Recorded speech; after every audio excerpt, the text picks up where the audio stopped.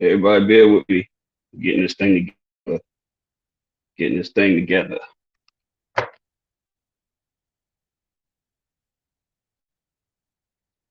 Getting this thing together. How does the audio sound?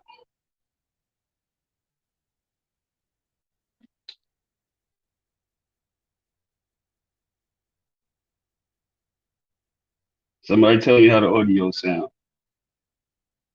Good? Yeah, all right. This is episode 1. I'm starting a podcast.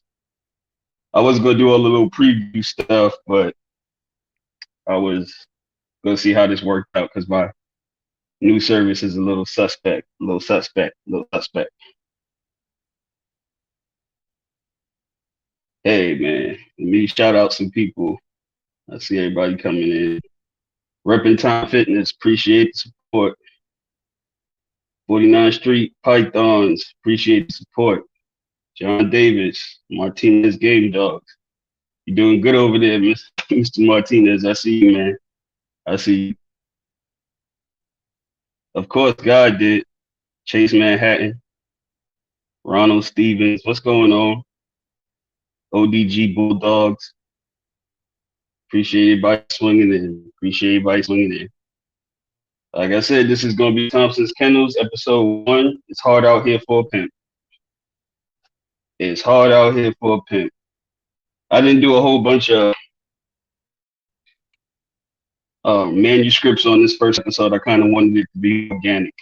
So we coming from more organic place, people.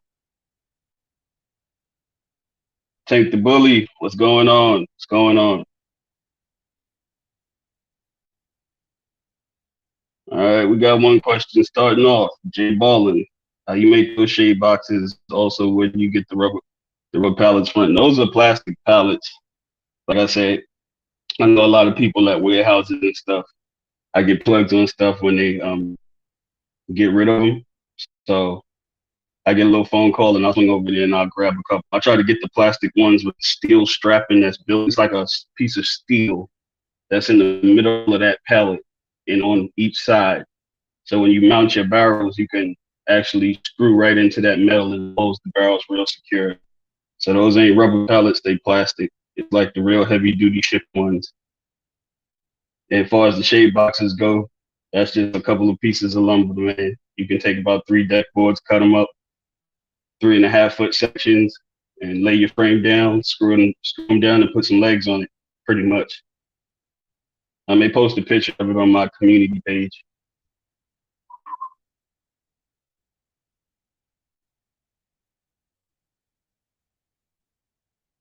Herman Maximiliano. Maximiliano, yeah, that's correct. Hey, what's going on? So what y'all got cooking? Appreciate Sam Forte. I just try to stay consistent, man. Every day's a struggle. Every day is a struggle.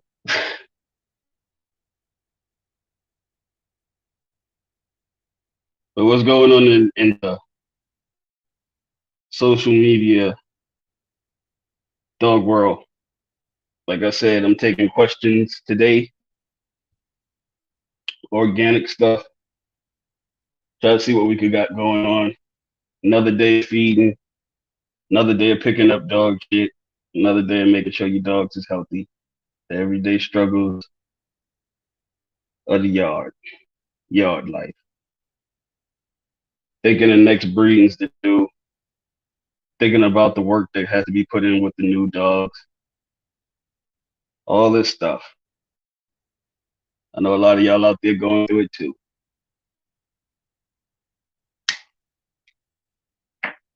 Trying to keep dogs alive in cold weather. Not trying to lose no pups, not trying to lose no dogs. Engineering is at a high point right now. Heat lamps on deck, heat pads on deck. Dog houses getting packed with straw and hay. Making sure water bowls ain't frozen. It's a lot going on out here on the yards. A lot going on out here in the yards.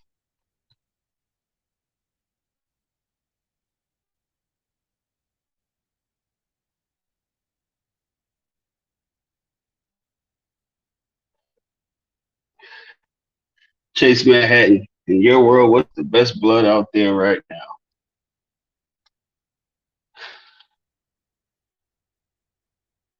To me, it's never really changed, man. Yeah, I mean, consistent lines over history, still consistent. Red Boy Jocko dogs are still popular. Red Boy Jocko Tombstone Bolio dogs are still popular. Boyle's dogs are popular. It's not really what's the best, it's what accommodates what you got going on. So that's what it is with the best bloodlines, you know. You know about the dog, but do you know about the siblings, you know? It's a lot of stuff that goes into it. That's a real difficult question. I would just lean towards what history has proven to work. You know what I mean? It's not like every 5 years it's a huge dramatic change. It's usually the same lines of dogs. It's different people's hands there, and different people get blood and they can fuck it up, and certain people can get blood and enhance it. That's where the wizardry come in when you're trying to put stuff together or enhance it or lock it in. Preservation. You know, shout out to the bloodline breeders.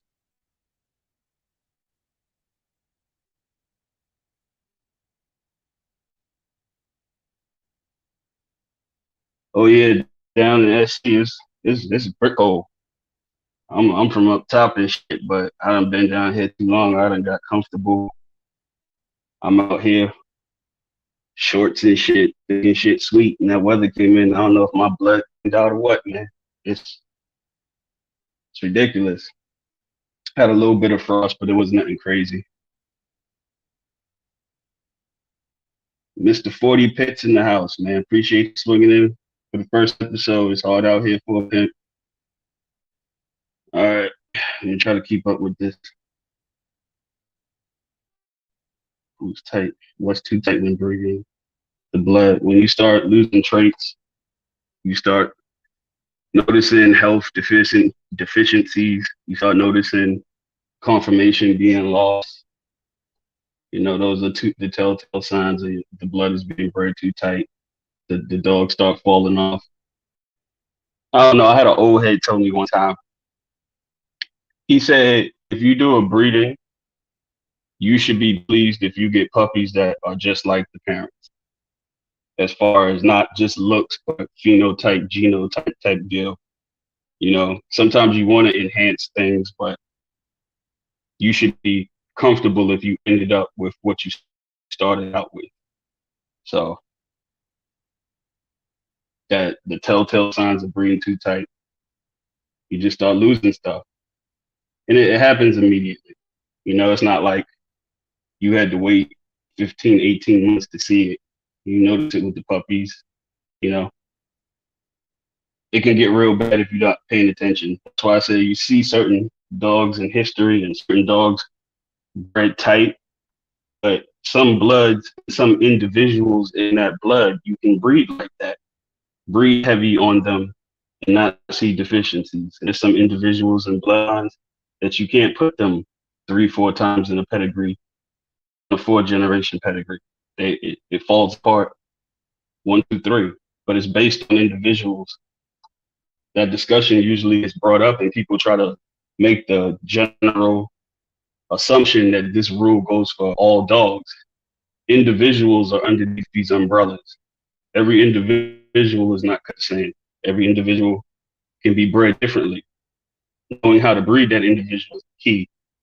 So that's why you can see certain dogs stacked up in pedigrees and you still see conformationally correct dogs in front of you because those individuals can be bred like that.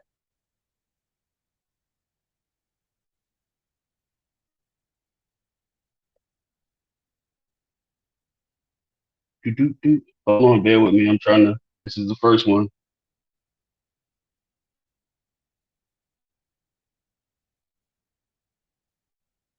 What's going on? Shout out Samuel Rollins, Impact Kennels. What's going on, my brother? What's going on, my brother? You do a phenomenal job over there with what you do, man. You do a phenomenal job over there with what you do. Yeah, I need to check out that brother. He got a video with Belgian Malinois, some of my Red Bull Jocko blood that he acquired from me. He's got food bowls and shit sitting on the ground, and they don't eat until he tell them to, man. I mean, dog training, high level dog training. You know, I wish I could aspire to get that off. Shout out to Impact Kennels. Sammy Rollins, how was the mailman breed? Mailman's doing good. I can't complain. I had this dog. I created Mailman, and I didn't breed him a lot. I bred him one time, and then after I bred him one time, I was playing with the offspring, playing with the grandkids and stuff. And I was really pleased over what I was seeing from the offspring off of him and the grandkids we had. And I opted to do some breedings with him on my yard this last year, I would say. And so far, so pleased. I didn't get high numbers, but the quality is what I got. The lady arranged the mailman breeding. Very pleased so far with those pups. Mailman and Cookie, very pleased with those two pups. Mailman to Proud Mary, very pleased with those two pups. Time and patience. Time and patience. And like I said, seeing a level of consistency with the offspring across the board right now with what I got off of him. I bred him to a lot of his relatives. He's a son of Hustle Man, and Hustle Man's off of Manny. I bred him to two daughters directly off of Manny with Mary and Cookie. So I was hopscotching back. But confirmationally, everybody's correct. Attitude wise, I got something that's a little bit intense for my liking, but not being destructive as of the moment. So I'm not gonna write that down as con yet.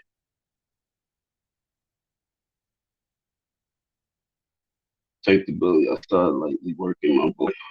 It's currently 7 months. Should I wait until? All right, I started lightly working my boy on the carpet mill. He's currently 7 months. Should I wait until he's older?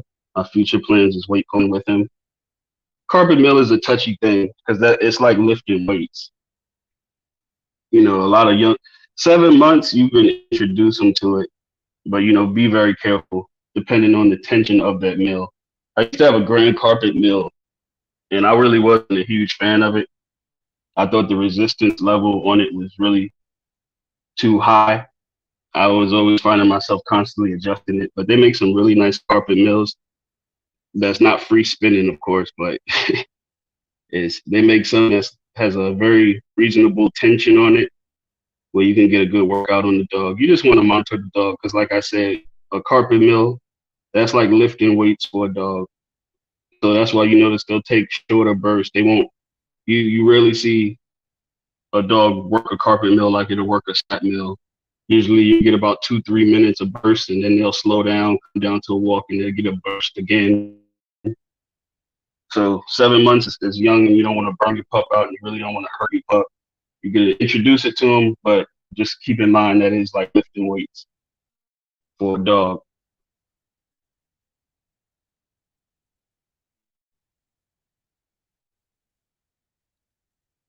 Appreciate you too, man. Impact Kennels got YouTube channel. Y'all go ahead and check him out.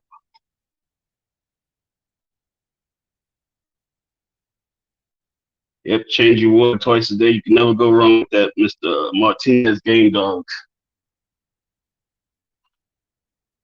But over the years, I kind of feel like water. I mean, from just what I've seen, man, water is more important than feed, man. I mean, it is dogs a cliff. So your water, a lot of people don't keep up with water. Clean water is these.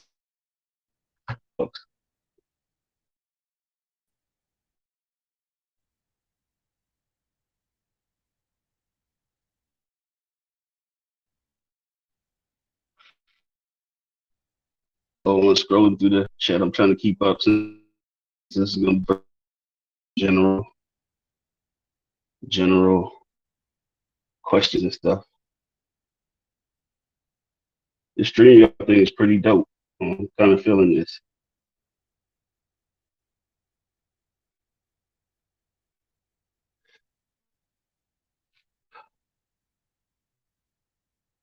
Samuel Rollins, Hustle Man. Hustle Man is 50% boils, and then you're gonna have the Sin City blood with the Harry Hargrove blood. That's how he was bred. A product of the cross. But what's good about him is I was in a position where I owned dogs that was directly off of his father prior to having him. I had Cookie, which was a line bred, father to daughter breeding off of Manny. And I had Mary, which was the Garner cross with the Boyles. Manny is a pure Boyles dog. So I had 3/4 Boyles dog looking at me. I had 50-50. And then I acquired Hustle Man. And when I acquired Hustle Man, from seeing the same male being used in different breedings, I was able to make a fair assessment of what he was throwing. So he was one of the most high caliber dogs I had got off of him because of that 50% bottom side, having respect for how he was put together and how the temperament changed because he wasn't a true reflection of his father. He was way more zooted and he was just a way more driven dog 24/7 than what his father was. So that collaboration and the fact that he was showing me the traits that I wanted to see at a very early age, and it was consistent, I used them. But having, like I said, offspring off of his father and having a feel for what I was looking at, it helps you make moves. But that was pretty much the collaboration of Hustle Man. Ronald Boyles, Harry Hargrove, Sin City Bolio Dog, the Sin City Bolio Dogs. I mean, Bricklayers, Jenny Rufus stuff, you know. Well put together dog. Well put together dog.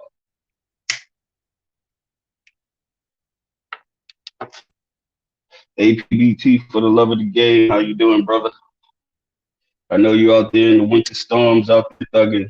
I know you out there. I was just saying earlier in this live, guys out there fighting the elements. Gotta lace your boots up, have your hoodie, your jacket, your long sleeves, your hat.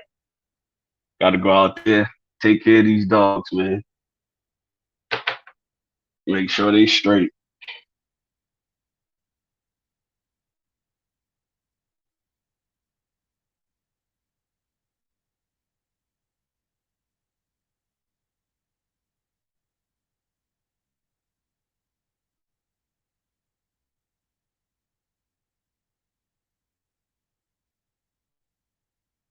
Chase Van Hatton, the perfect dog in my world. Perfect dog.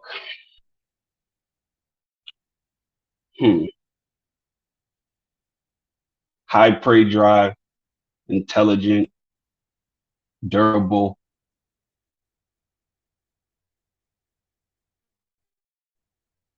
Those are the pillars of it. Gameness, of course. You want an animal that's not going to deter, a dog that's going to attack the objective at hand. You know, these are all traits that combine to get the perfect dog. You know, that's what we're all chasing, trying to pair and do the correct pairings with these dogs to get the complete animal. You get some that have just an extraordinary trait, but lack at others.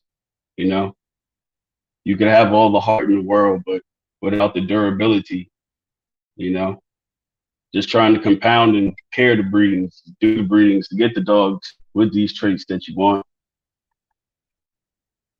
The eternal chase is what the everlasting chase, you know, and trying to carry it on because you know sometimes it can be situations of you gain what you want, but then you lose something else that you needed. But right now, I want nice, durable, high prey drive, intelligent animals, man. Good durability, good solid conformation. I mean, and then you got to add in production, a dog that can reproduce itself. So those would be idealistic things that I would want in a perfect dog, possessing all of those traits.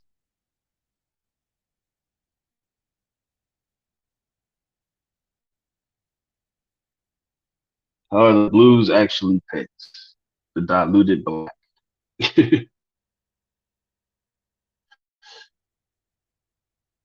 I am not a researcher. Have I seen dogs? But let me word it like this: they were diluted. It was a dilution of black.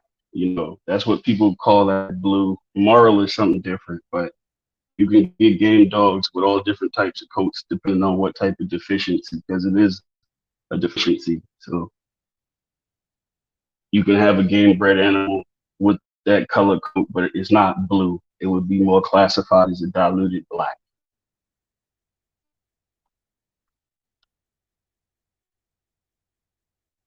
How long does it take to create your own bloodline? Chase Manhattan.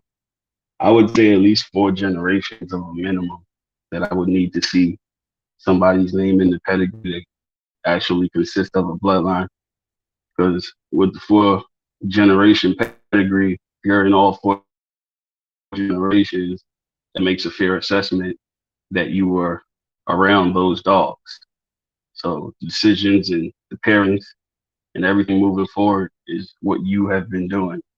So I would say at least a minimum of 4 generations. But you know, some people argue you the first breeding you do those are your dogs, you know. To each his own, but my personal opinion would be at least a minimum of 4 generations.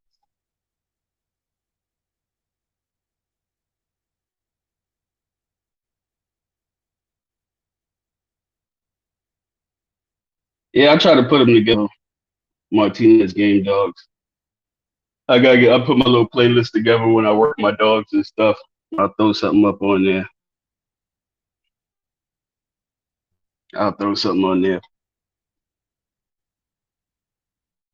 Mostly what y'all hearing on the channel is stuff that I listen to when I'm out on the yard doing my thing. I'm a music lover, so I'll throw my little I'll throw my little shit on and blast it. And when I'm working my dogs, that's how I'm visualizing it. For most people who look at my videos and stuff, if I'm sitting there looking at a dog run and I got my headphones playing with music on, I pretty much just share with y'all what I'm experiencing. Ain't really too much to it. 78 Sports TV in house. Bulldog Sundays. Everybody who hasn't checked in, check into the brothers. They sitting there with some legends on the panel and stuff, man. Shout out to Bach, shout out to Ram, shout out to Boom 78. Shout out to the whole team over there giving y'all good, consistent Bulldog talk on the weekends. They can give you a way more in-depth historical schoolboy too. Shout out to Mr. Garcia. Y'all tune in, they can give y'all historical assessments of what they've seen in the past. You know, it's great for people who enjoy historical information on past dogs.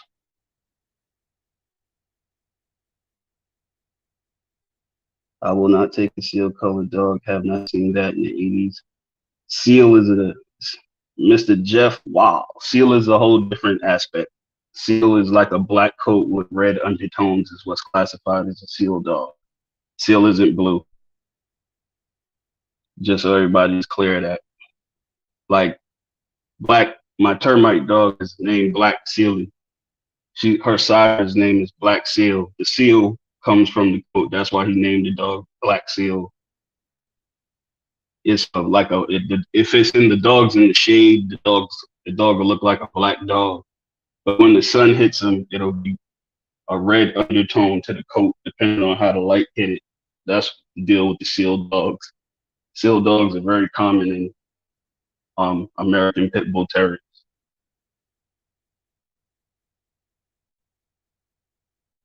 What's your favorite old school blood? I like the Boyle stuff. I like the Boyles and Boyles crosses.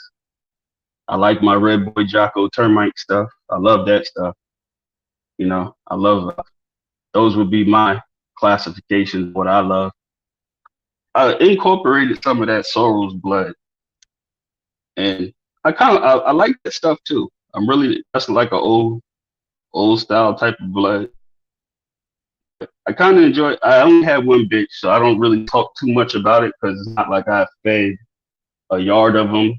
So my assessment can only be made off of the individual that I have. I know there's some good ones and there's going to be bad ones, but the one that I got I'm very pleased with. You know, if I was in a different lane or avenue, I wouldn't mind running a larger portion of those dogs on the yard. By no means. So oils, bolio, oils, crosses, a red boy Jocko termite stuff. That's kind of what I enjoy, and that's what I ran for the longest. You know, never been a person that was a person to bounce around with dogs. And then I found something that I liked. I just stuck with it. You know what I mean? You see things come and go. You know, you could kind of get into like a chasing party, chasing things. And, when you finally attain it, you realize that it wasn't as good as the stuff that you already had. So it's worked for me. It's worked for my associates, people that I deal with that have that same similar family trees of dogs. It's worked for them. So I kind of lean towards the side of consistency.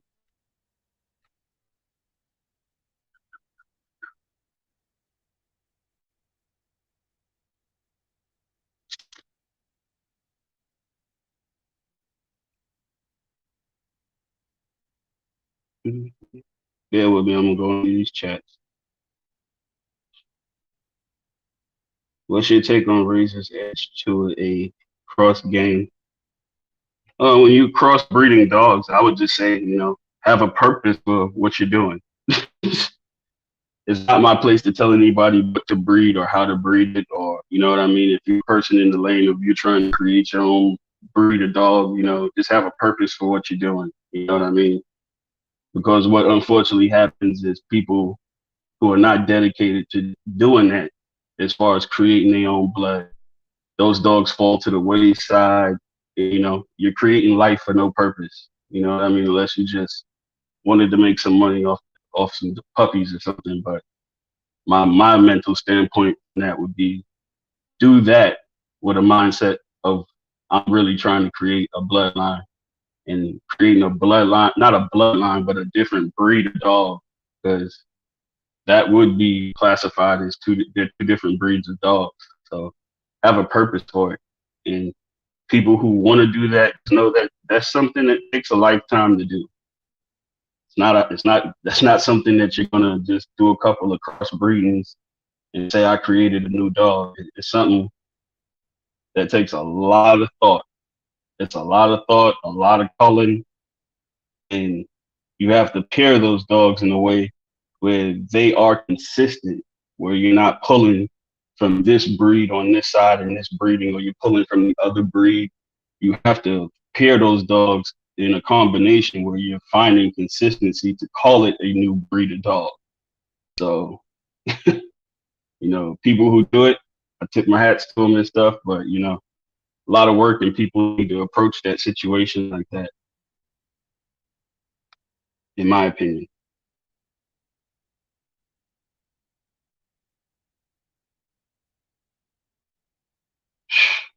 Blackheart Kennels.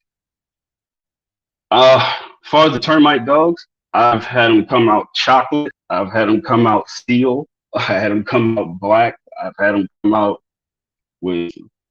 I cross mines with the 10 AAA, but just even with that Pedro stuff and that seal stuff, they throw black chocolate. It's not a locked in color with those dogs.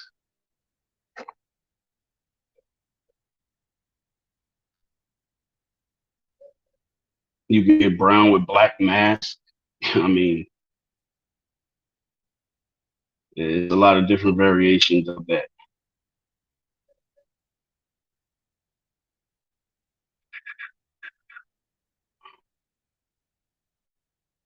But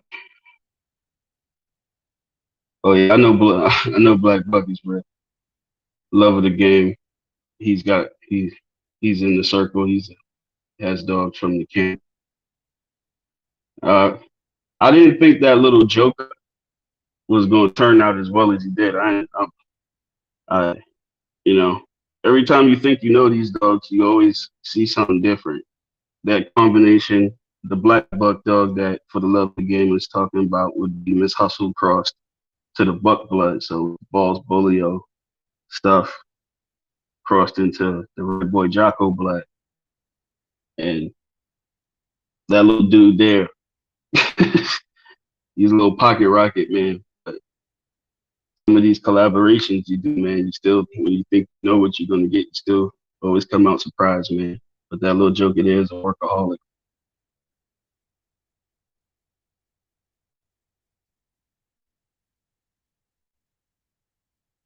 Supreme excellence. Appreciate you joining the chat, bro. Would you say your males and your females are more potent in passing down athletic performance? I don't. I don't think it's preferred on sex. It's whoever possesses those traits. I wouldn't isolate it to a male or female. You can have a male bringing those traits as long as he reproduces it. You can have a female bring those traits as long as she's reproducing it. You know what I mean? I I lean in that group where I feel both dogs are equal. I never felt like you could just take a piece of shit bitch and breed it to a good male and just come off okay. I don't know it. Like I said, I couldn't tell you if it's just something that just me having the eye, the way I look at dogs, I just never felt like I could get away with it. Not saying that people haven't gotten away with it because there's been plenty of them, but knowing my luck in these dogs, I just never been a person that felt like I could get away with it. So I always try to have a pick a good solid bitch. You know what I mean? It's what 2023 in these dogs. It's equality. It's equal rights, right? Between men and women. That's how I look at it with the dogs. It's equal right between you two. Both of you motherfuckers get held to the same standard. And if I hold both of you to the same standard, then it doubles up the chances of me getting more good dogs. That's the way I look at it.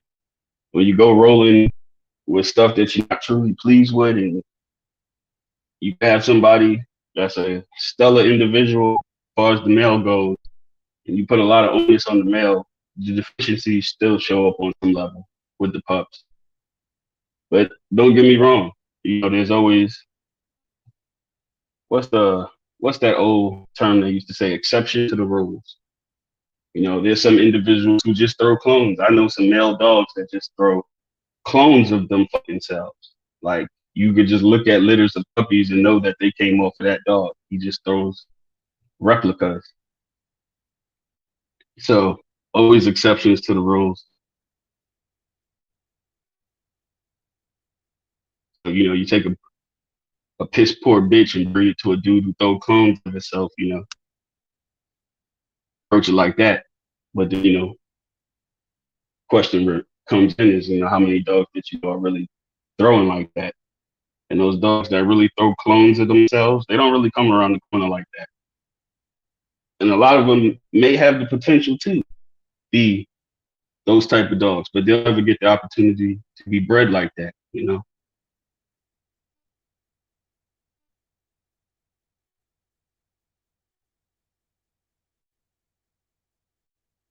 I'm not really a Jeep man. Chef Tiz, not really a Jeep man.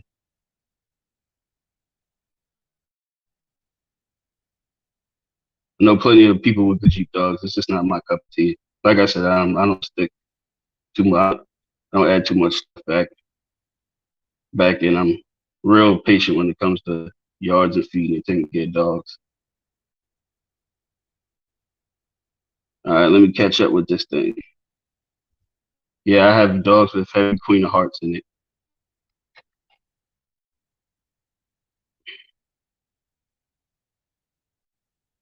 Shout out to Reckless 4. Appreciate you, brother, for joining the chat. Damian Hudson, Vinny, Melvin Brown, how you doing, man? I know y'all out here for the elements. Hustle Man was not produced by me, Mr. Manhattan. He was acquired.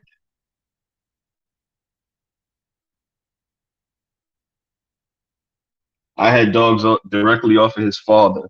That's why I acquired him, but he was not my production. He was one of the dogs that was on my yard that I acquired. He was not bred by me.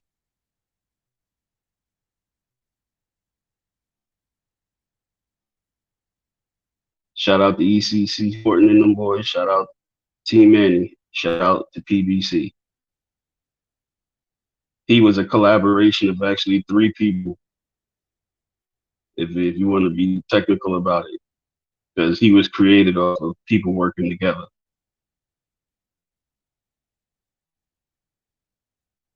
Shout out Double M Despo, Daddy Rose. Shout out. Welcome to the chat, episode 1. It's hard out here for a pimp.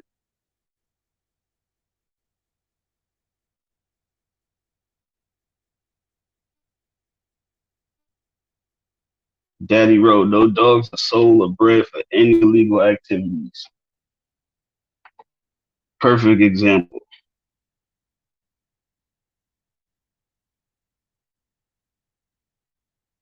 Perfect example. We'll talk about this topic too. Let me make sure I didn't leave any questions out before we jump into that. How many steel pups do you get? I'm from Brazil. I might.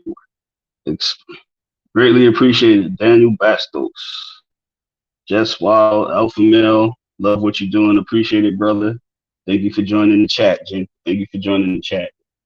Daddy Road, your message got deleted and you get put on timeout. We got a huge problem in this community. It's not cool to incriminate yourself. It's not cool to talk about illegal activity. I know it sounds simple, but we are the destruction of the breed. You know what I mean? Even in the world, if I was doing something, why would I incriminate myself? To impress someone? To get a pat on the back from somebody? To provide information to people who I do not deal with?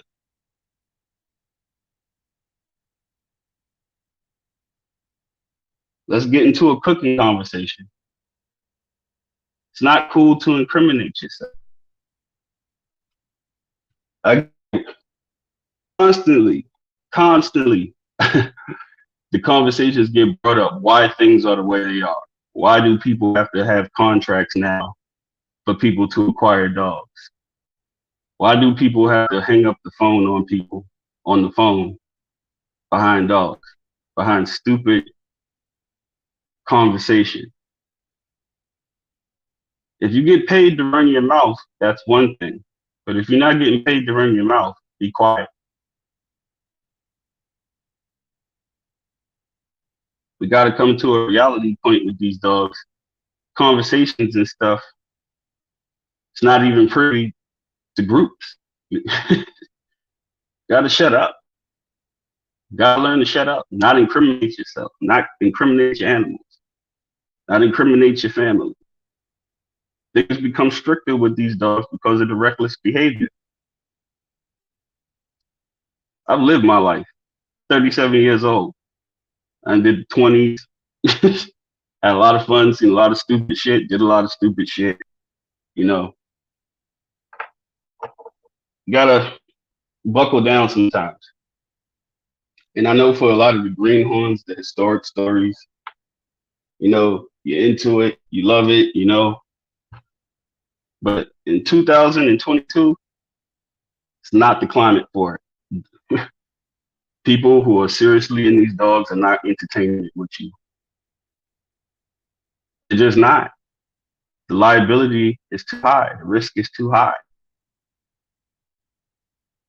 Who wants to get their yards took?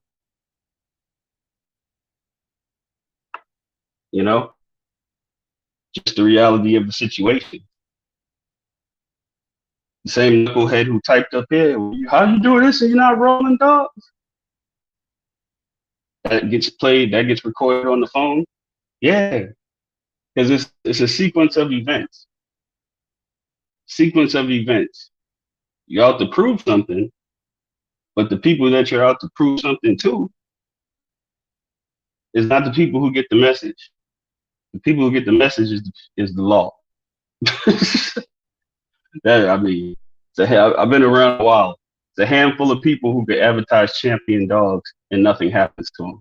If you get my drift, I've been around a while. It's a handful of people who can advertise dogs and sell hundreds and hundreds and hundreds of puppies and advertise like that and nothing happens to them. Kind of makes your mind wonder, doesn't it?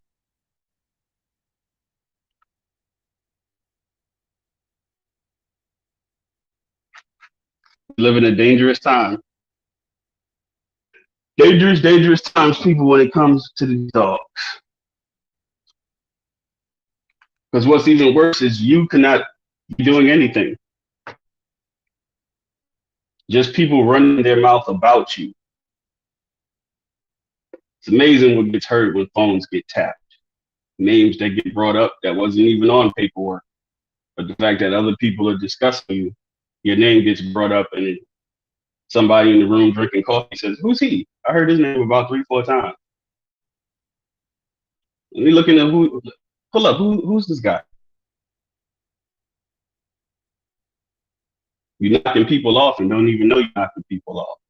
It's just the dogs had a historical fighting background, 2022. I'm not talking. I'm not talking. I'm not walking. I'm not showing like it's back then because today is not then. Two different avenues, two different lanes. Let's be 100% honest. The tough talk is all the tough talk is nice, but that was a misdemeanor back then. That was a ticket, $250 ticket. You could pay it and not even show up in court. Yeah, if you playing like that, yeah. Who ain't down for the cause? 2022, that shit can turn into a Fed charge. And I believe the Fed charge is 98% conviction rate. Every dog gets treated like a human being, an individual.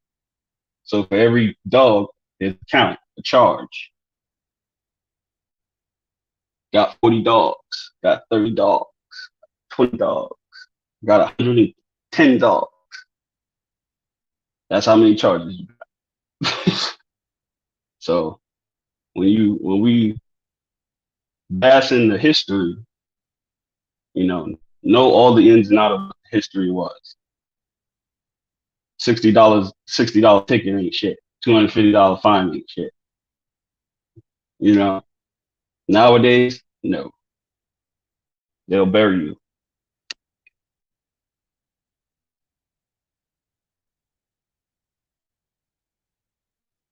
Kendrick Kennel's in the house. What's going on, bro?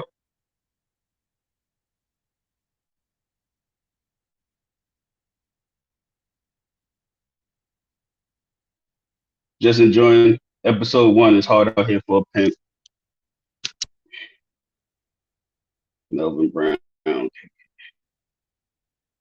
What's up, Melvin?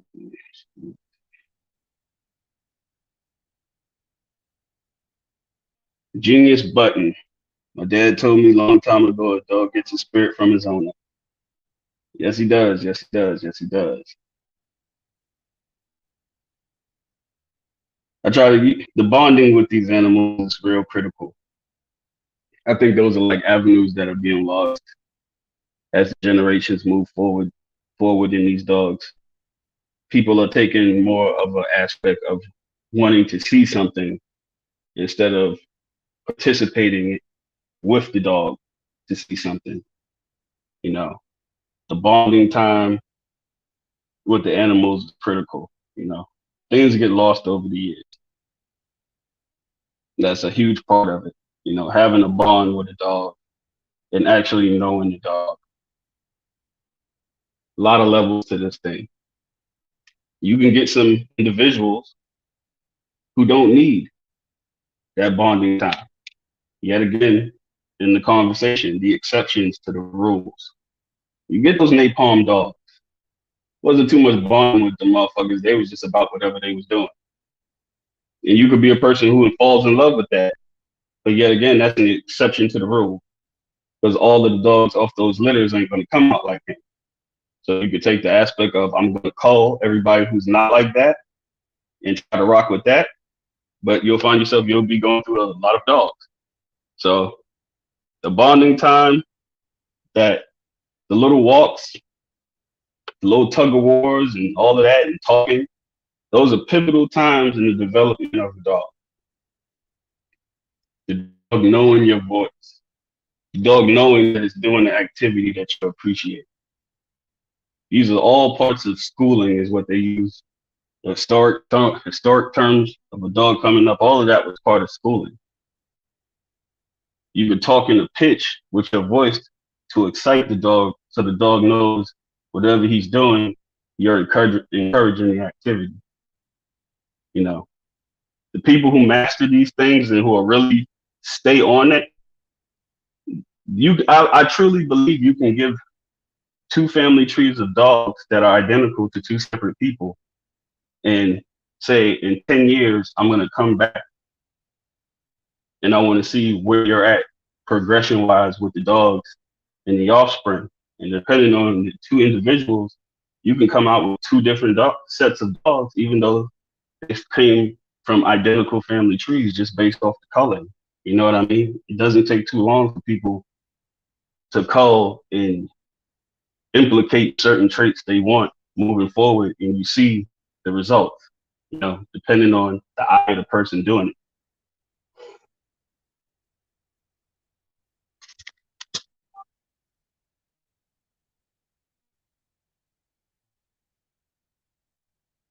Still going through, I got more people coming in the chat.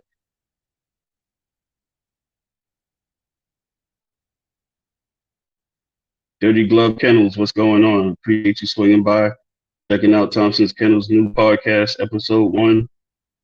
It's hard out here for a pimp. Reckless for you. It's a Fed charge, depending on who catch the case. If they listening to phones and stuff and motherfuckers is being real sloppy and they think that it's an excess amount of money involved, the feds are going to get involved. The feds want money. They want money because they got to explain the justification of resources to observe you to take to court. So they just don't want you. They want the money because that justifies the man hours spent on watching you. So once everybody, you know, all the hot boys, yeah, yada, yada, yada, the yada, yada, yada, and this is yada, yada, yada, on the phones and all that shit, thinking that it's 1950 and it's a misdemeanor, then people sit there and calculate that there's a certain amount of money involved in the situation. They coming for you. They coming for you.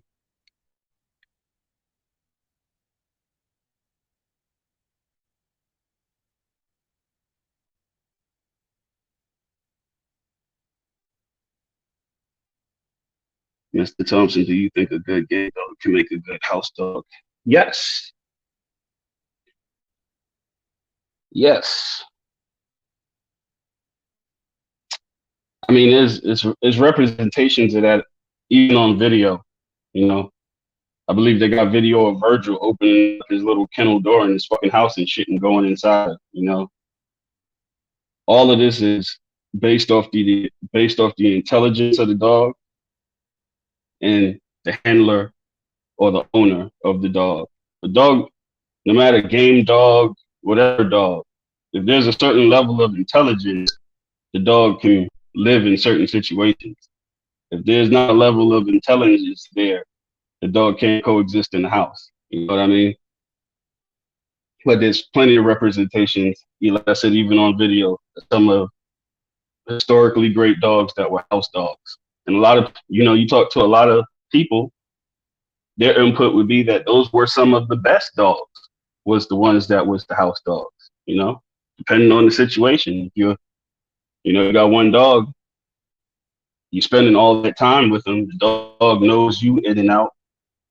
Better bond. You know what I mean? Dog comes part of the family. So but I can't at the same time advocate that for all of these motherfuckers. Some of them don't possess that level of intelligence.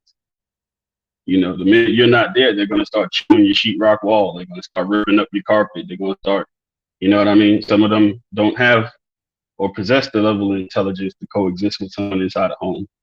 So exceptions to the rules. But yes, it can be done. And it's successfully been done with historic match dogs. Historically, the best of the best is living in somebody's house. What's going on, Imperial Flynn Kennels? Appreciate you coming through.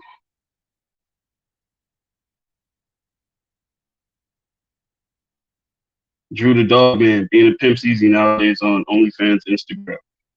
Yeah, I believe that's true. I believe that's true. I mean, goddamn, boy, I know some disappointed fathers out there. They see all them girls on there. I know everybody got a dad. Everybody came from a man and a woman at some point. It was a man needed, some sperm needed to create your ass. And I know there's a lot of disappointed dads out there, boy. These girls ain't got no home training. But I hope that answers your question, Mr. Roosevelt Jackson. And yet again, appreciate you swinging through. APBT for the love of the game. A well-balanced bulldog is the best bulldog. I'll say they are the easiest keep ones. I do like some intense stuff, but man, with the intense stuff, sometimes, man, it'll make you be like, man, I keep a couple of them high-strung ones on the yard. I keep a couple of them, but I am more cognizant of pairing dogs because, like I said, it's hard to get the prey drive, and then when you do get it, be mad about what the dog is actually doing. You know what I mean? Because if you don't get to work the dog, schedule gets hectic. He's gonna become destructive. They're gonna start fucking shit up as quickly as you can say, "Oh shit." I know that was a lot of cursing for that little sentence, but it is the truth. It's good when you're working them, but like I said, you ain't gonna be some days when it gets rainy and it's cold, and it's time to walk them, and you looking like, man, shit, freezing my ass off, man. I gotta call it a day. When that adds up, they become super duper destructive.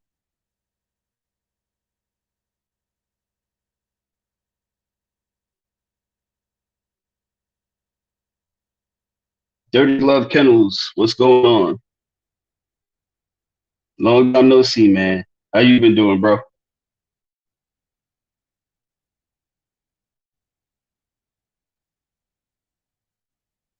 Do you consider legally hunting coyote a respectable game test for a bulldog? Whatever game test, as far as we'll talk about game testers in general, from the historical standpoint, checking your dog on another dog and see if he's not going to crowd, and the relevance of what people in today's time need to know about it. What you do with your animals is your fucking business. That's the problem in dogs now. Whatever assessments that you have to make with your dogs, that's between you and your dogs. It's not a ribbon that you get when you selling a dog or attempting to sell dogs. That's that's where shit gets misconstrued and people are getting their yards taken, having whatever assessments and trials and tribulations or whatever thought process that you use when you're pairing or putting your dog together or classifying who's worthy of being bred. That's between you and your motherfucking dogs.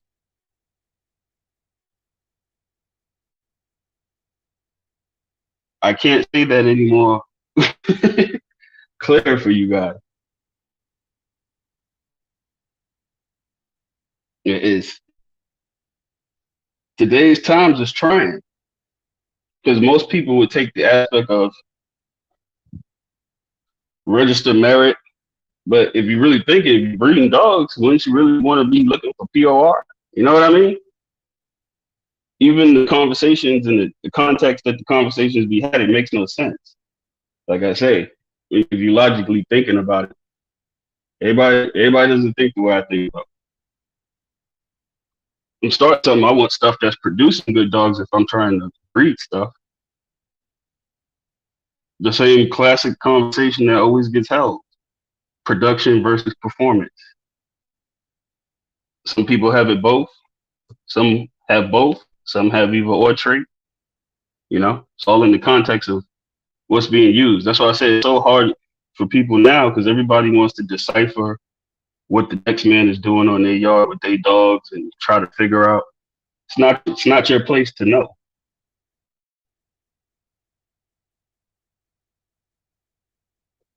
It's not your place to know. And if you know, you know. This game has never been hard. It's just people make it harder than what it is. Realize the days and times that you're living in, people. But as far as coyotes, raccoons, possums, whatever you choose to hunt, you know, I still can't, you still really can't compare it to the assessments of back in the day. Because something running or it's not the same as an actual dog on dog combat, you know, as far, even though coyote could get big, you know, it's still going to be a flight mentality with the coyote at the end of the day because it's an animal that's used to being hunted, so it fears certain things. You know, dog on dog. You know, because the question always gets brought up. You know, trying to equate past to now, and that constant argument. If it's pigs, coyotes, whatever you're putting on your dogs, people try to equate it to what it was historically, and it's not the same. I don't think you can compare the two. It's different for an animal to run out there chasing something and it may run off. Whatever it's chasing may run off. That's a whole different aspect than dog on dog combat from a historical standpoint. Because the dog at the other end of the box was scratching towards it. Something that's trying to kill you, other than you coming out there chasing something and trying to kill it. You're going against something that's trying to kill you and scratching into you, you know, so it's not the same. My humble perspective.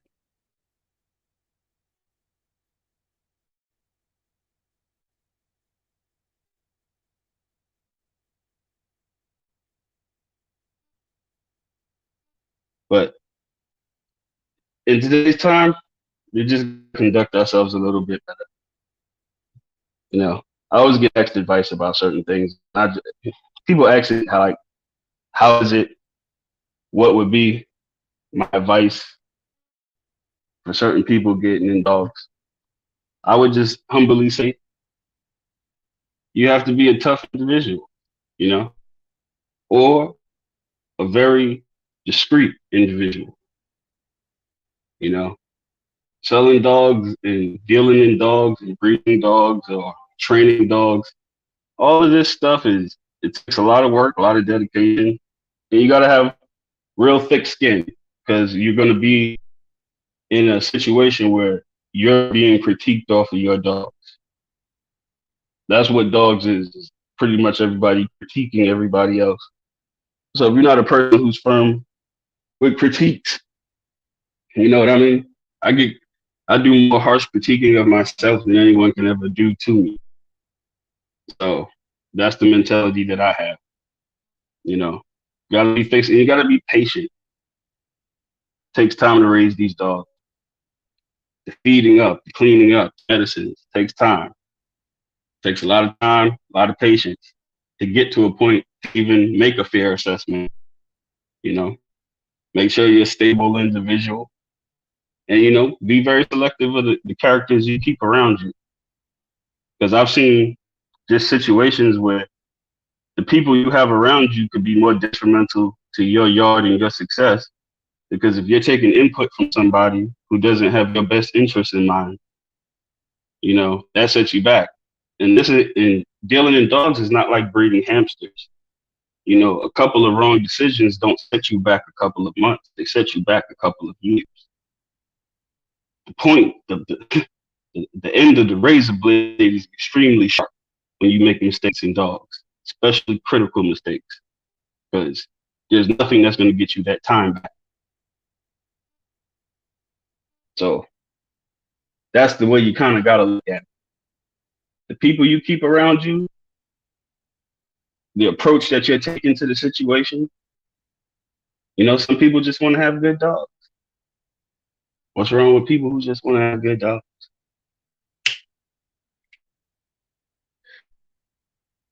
Sometimes the game dog community can try to be so tough that they try to call out everybody.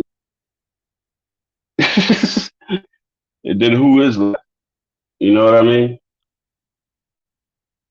It's a rough community. I've been in it for so long. I've seen them come, I've seen them go. I've seen it everything. It's nothing that I haven't seen or heard from a valid source. So I put nothing past anyone. Like I said, when you're dealing in these games, dogs, you're dealing with a lot of shit talking, a lot of this, a lot of that.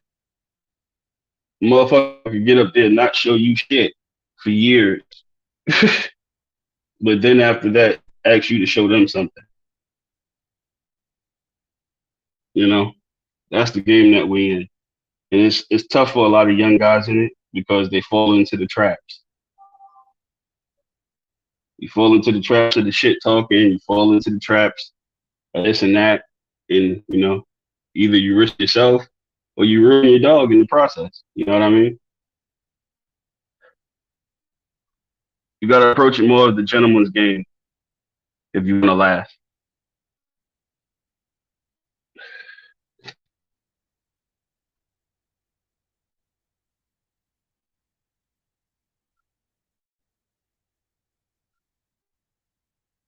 Arkansas Black. Yeah, man. It's a tough pill for some people to swallow. You know what I mean? If it was legal, everybody would be doing it, but it's not. Like I said, the way the penalties is for it, I don't think I would be doing my due justice if I was promoting that to a younger brother. You know what I mean? Risk your freedom for something like that. You know what I mean? I don't think I could sleep. Everybody's a grown man, and we just talking about just the tough game dog talk that takes place in our community. I'm not as somebody, because I have kids, and I know there's people that listen and watch my videos that are substantially younger than me. They always ask me advice, and my advice would always be to you: enjoy your dogs. Enjoy your dogs. If you want to breed your dogs, do it. Do what makes you happy, but don't do nothing to incriminate yourself with these people. It's a dirty fucking game.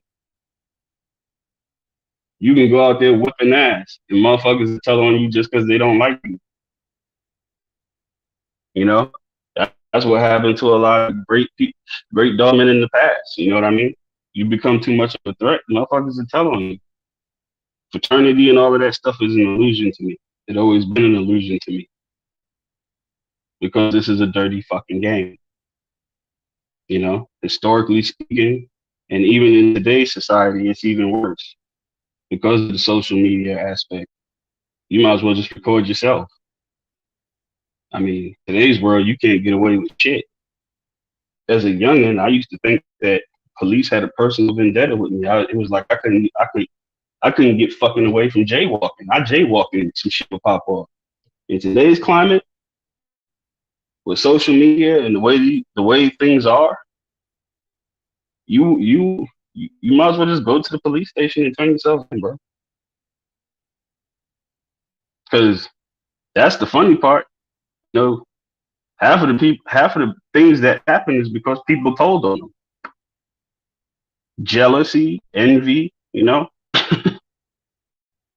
Motherfucker drop a dime on you, say you doing this, that, and the third, and turn them people start looking at you, and then they come and get you.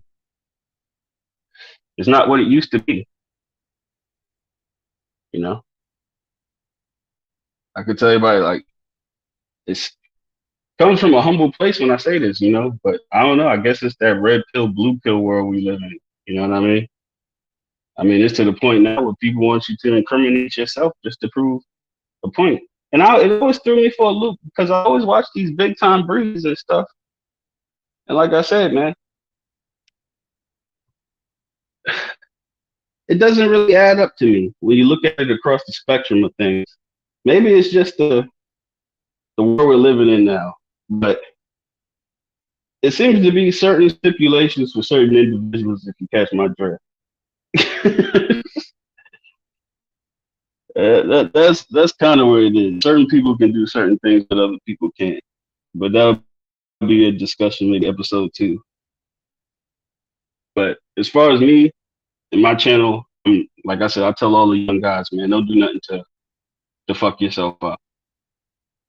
Because if you want to act like a crash dummy, that's how they're gonna treat you. Don't be a crash dummy. Because if you got good dogs, people are gonna want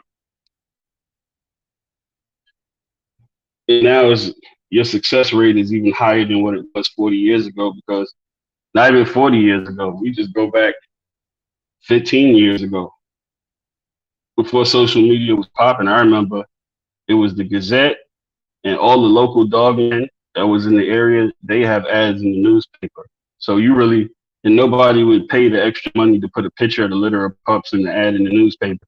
So you didn't really know or see anything. But today with social media and stuff, and the fact that the quality of the videos and the pictures and all the stuff that you can do now, and people could just literally record everything, you know, there's enough visual evidence to make an assessment if that's somebody you want to deal with in dogs, or if that's not somebody you want to deal with in dogs. You know what I mean? The amount of information that's available in today's world and that people provide with kennels and their yards and the websites and everything, man, it's real easy today to see if you want to deal with somebody or not want to deal with somebody. That was always the thing that I never understood as far as the customers. Because let's talk about custos, the customers. There's some rules to the games that you guys need to learn to. Because a lot of people take the approach with breeders and stuff like you call somebody about a dog, but you're calling for almost the way the conversation gets judged is if you're wanting me to prove something to you to purchase my dog. I'm the person with the dog. It's not my job to sell you a dog, nor do I want to. A lot of people who call me or contact me, once email verifications are made and the conversations that get held, it's like they don't know anything. A lot of people don't know exactly what you got, and they're in a position of you having to, like, you know, I'm not for all of that. I like people who contact me and they know exactly what's going on. They've done their research. Hey, I'm looking for this specific animal off of this dog right here. This dog and that dog. That's what I'm looking for. You know, people who do your research, you don't want to call breeders expecting somebody to try to sell you a dog. Because that's, you know, I never went for all of that. It's not my cup of tea. I like educated people who know what they're looking for. When you're in these dogs, you got to know what you're looking for. That's the key. If you put yourself in a position for somebody to give you something that they think you're looking for, you know, usually it doesn't turn out good for the dog at the end of the day, or you. You know what I mean? Have an idea of what you're looking for.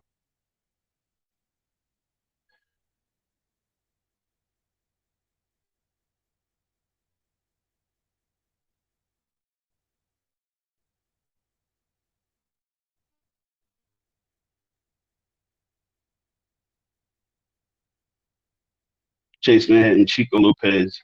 What's your take on Chico Lopez? Honestly, I really have none.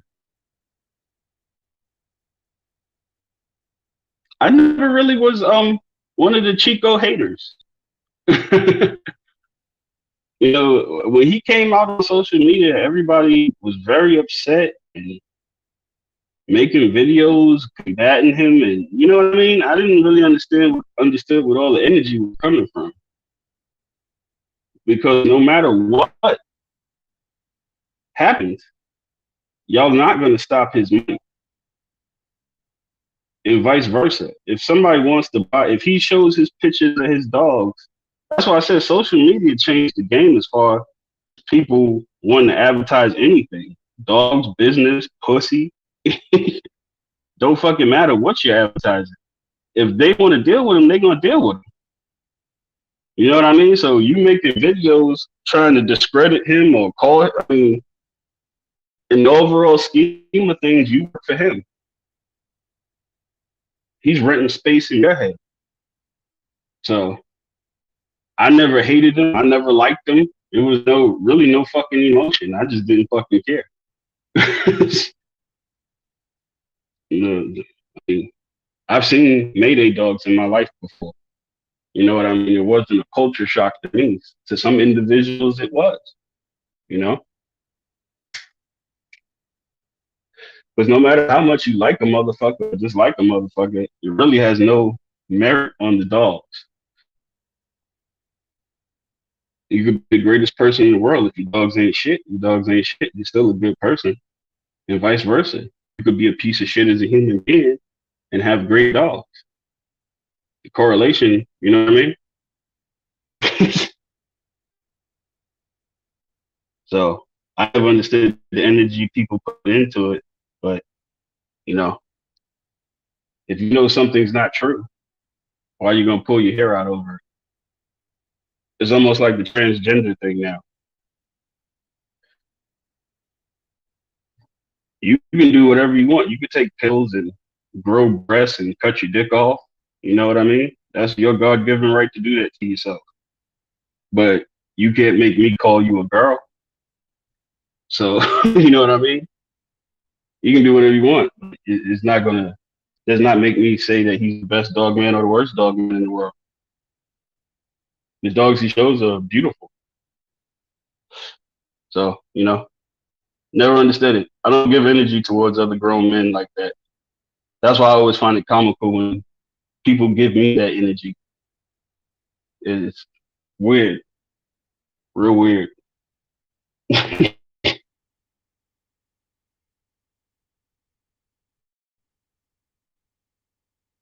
Energy is so precious.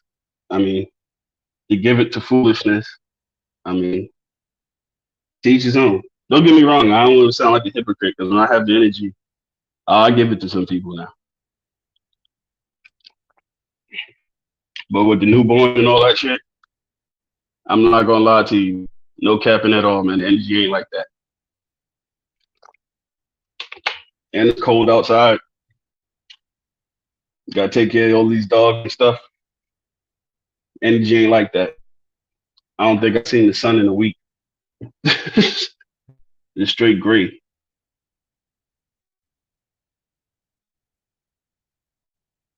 Would you mix his blood with yours? I'm not a Mayday fan. And, you know, that's no discrediting anybody with Mayday dogs and me talking bad. It's just not my cup of tea. You know what I mean? It's just not my cup of tea. You know, we could all have our opinions on stuff. You know what I mean? Like, I've had my blood crossed into his blood. I've seen what it looks like. You know what I mean? So, not his personal directly talking, but a dog with him that was relevant, with him being relevant in the pedigree, it was done. You know what I mean? So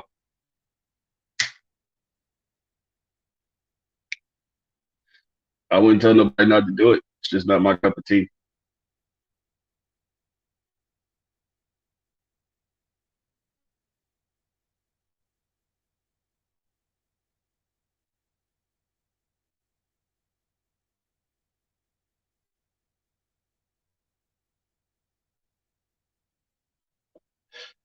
Bear with me 1 second, y'all. I'm just going through making sure I ain't miss nobody. Okay, so black, yes sir. Just enjoy your legal activities. Yeah, man. That's the message that I preach to the youth. If it's legal, go do it. If it's not legal, don't do it. I'm not gonna tell nobody to do something I wouldn't tell my kids not to do. You know what I mean? Giving a fuck about your fellow man, it means something. Especially when you know it's a dummy mission. You know, it's a dummy mission. In today's world, it is.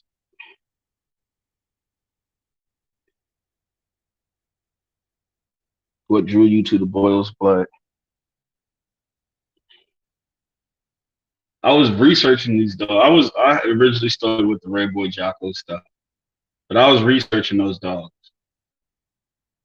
I had a partner of mine down here who had a cross off the dog. It was the Crush dog. So I acquired Crush from him, and Crush had some of the Boyle's blood in him, and he was a solid animal for what I needed him for at the time. But when I acquired the dog, I sent off his papers. When I sent off his papers,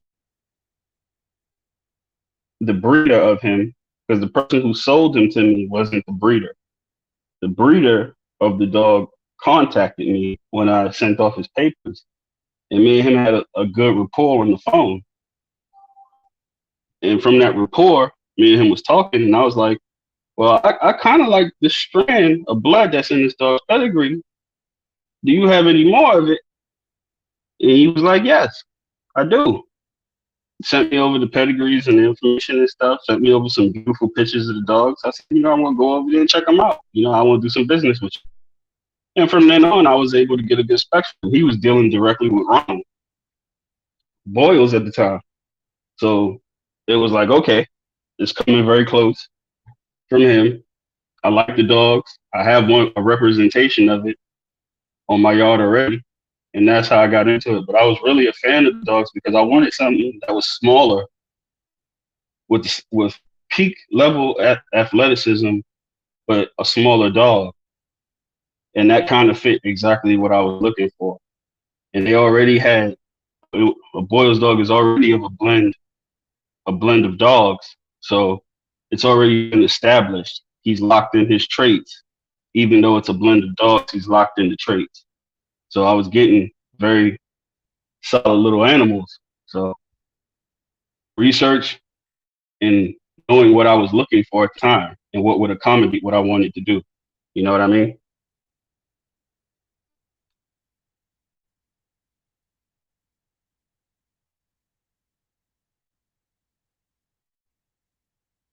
But that connection was only meant. I'm sitting here at a pause because I was thinking about paperwork. That relationship was established because I had the papers, because I would have never met the guy. You know what I mean? The fact that I had documentation on the dog, and when I sent off the documentation to do the transfer ownership on the dog into my name, I was able to get, not knowingly, plugged in with the guy who bred that dog in his family tree of dogs. You know what I mean? So I guess that's another little thing for people who say papers don't mean anything. I don't know how long we've been cooking here, but I'm gonna jump into these papers real quick. I don't do too much talking. That's why I said I'm gonna start doing the little lives. I'm gonna start my little podcast series, and this is episode 1. But we're gonna talk about something else in this community that kind of hurt my nerves. I was one of the people that was saying papers were important. Having your documentation on your animals is important. I said this years and years and years and years ago, and I gave you a situation that I personally went through, why I am the way I am with the documentation. Because I had dogs without papers, and when it was time for me to get my just due, I wasn't able to get my just due because I didn't have the documentation and I wasn't in a position to acquire documentation. So it limited me on what I could do with my animals, or the people who wanted to fuck with me, what they could do with their animals, because they can't enter a fucking confirmation show without the papers.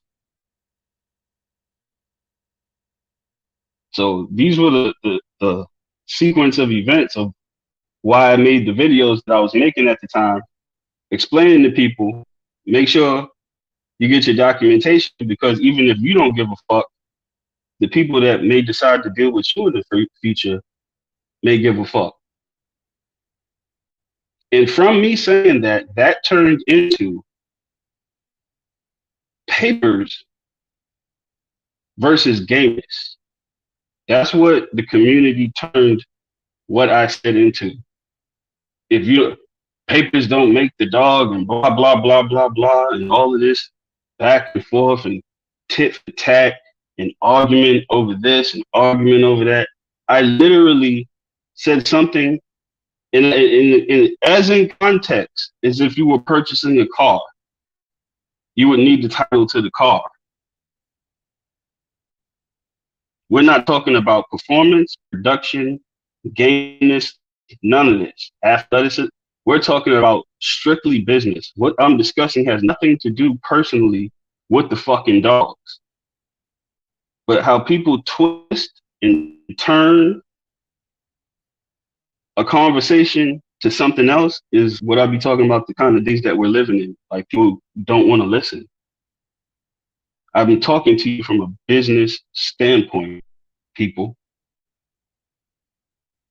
This is not a conversation about gaming. This is a business standpoint.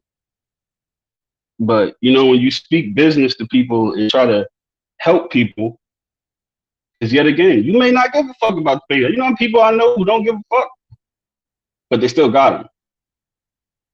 Because the people they may want to deal with, they may give a fuck. And it's a good thing to have. If you had a choice of having them and not having them, what would you choose? It didn't equate to your dogs being good or bad. That's not the conversation. I don't know how I can draw it out any simpler for people. It's not about a dog discussion. This is a business discussion. Have your documentation. But I watch for years and people just keep on with shit. It fucking amazes me. It fucking amazes me. It's any and anything not to just discuss what is at hand.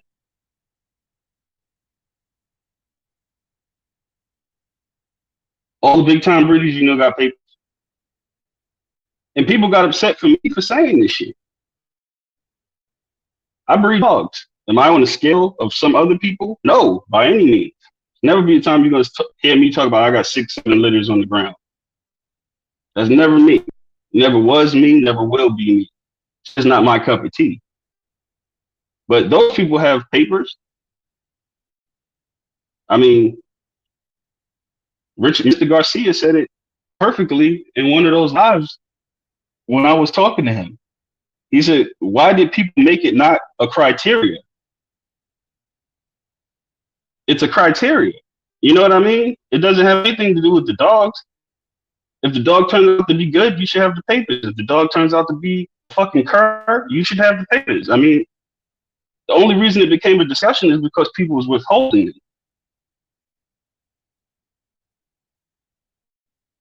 That's what was really occurring. And on a deeper level, because I know dogmen, older black dogmen, it seems like, that has happened to religiously. That they were in situations where they had acquired dogs or dealing with somebody and they had the papers, but you're putting in all this work with these dogs. And yeah, you do the breedings and you getting broke off the cash, but on paper, your ass don't exist. You just contributed to his story, not yours. The people who are in the inner workings may know what was going on, that you existed. But on paper, your ass don't exist. unless I looked at a pedigree and they had a little article in the bottom that, oh, such and such really had these dogs and bred them. But last time I looked at a 4th-generation pedigree, I didn't see that on it. Get your recognition too. It's hard to erase motherfuckers off paperwork when people know the dogs. You know what I mean? You gonna get all the credit if the dog is bad. Make sure you get all the credit if the dog is good. If you sat down and did that pairing, it's on paper I did that pairing. I got the breeding right here. I got the papers on it and all that good shit. Can't work. You can't make me go away.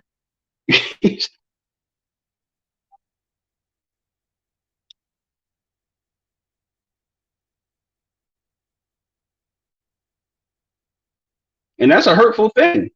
Because when all of these fallouts happen between these guys and all the fuck yous get said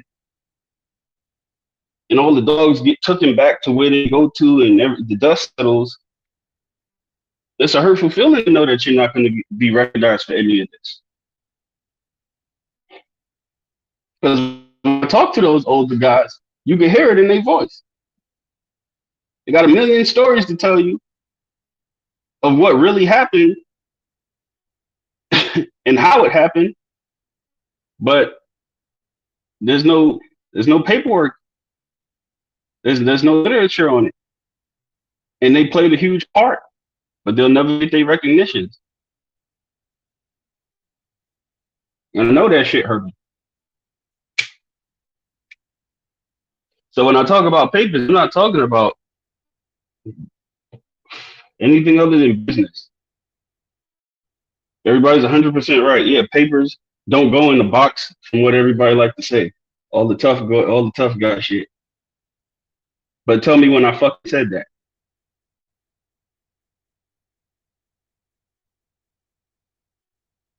That's my point. Because whenever these motherfuckers get these accolades and stuff, and everybody start peddling their ass off. Yeah, best believe y'all trying to put papers on everything to get y'all money. So I don't know, just make it make sense to me.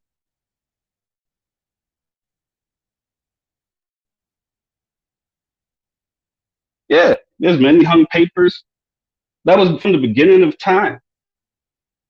Like I said, business standpoint. Because we'll go into breeding off papers. Because that's another thing that likes to get brought up. He's breeding a pretty pedigree. Oh, it's just the papers. The papers don't mean nothing. Half the papers is hung. I agree with a lot of that shit. If you're breeding using the pedigrees as a tool, if they're hung, they're worthless. Because the dogs on the paper don't coordinate with what you actually have. There's people who are going to do that. I don't think you should, but there's people that is. But yet again, you're a little bit more safer now in today's climate with the fact that motherfuckers can take pictures, videos, breedings, all this stuff. You can see dogs stuck together, all that shit. So people can prove to you to an extent of what they did. But as far as the papers being hung, or how can I word this where you guys get what I'm saying? The papers, when you breed off papers, those people who do that, their papers are correct. They know the dogs in those pedigrees, is what I'm getting at. You know, there's always exceptions to the rules. Yeah, some papers are hung, but my papers aren't fucking hung. I've had these dogs over years. I've owned these dogs in the 3rd generation and shit. 4th generation. I've owned these fucking dogs. So my papers are correct. So where's the argument coming from? You get what I'm saying? Everybody's papers ain't hung. Like, as far as breeding, I don't have to look at papers now. When I first started off in the dogs, looking at them, because I only had that generation when you start off with a new bloodline. So everything that you're learning is from that one dog. Pretty much. The papers aren't going to be as valuable to you unless you know what those dogs were in there. I was in a great situation, me personally, but that doesn't happen for everybody else. where the people I was dealing with, they knew the family trees of those dogs. They've owned dogs. They've seen dogs. They know what those dogs' traits and tendencies was like. If I point out this dog in a pedigree, he can say, "Oh yeah, that dog was like this and that. He was a little shy with people. Keep that in mind if you pairing this with that. Knowledge is power. Everybody's shit ain't hung. You know what I mean? Everybody's shit. Some people's shit is exactly what it is on their yard.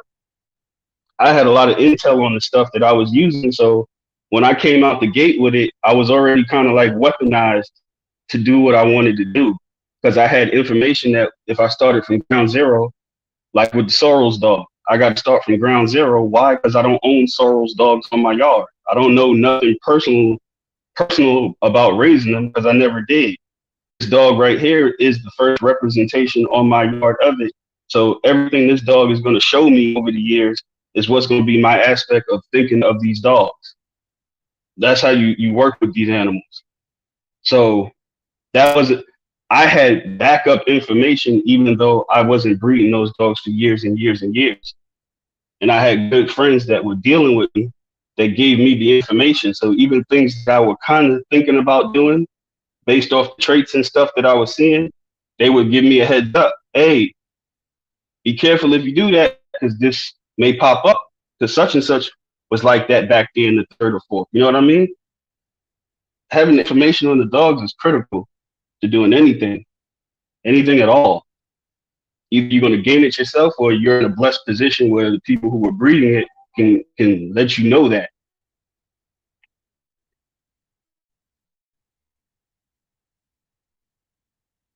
COVID 500 Kennels. Shout out, man. I appreciate you.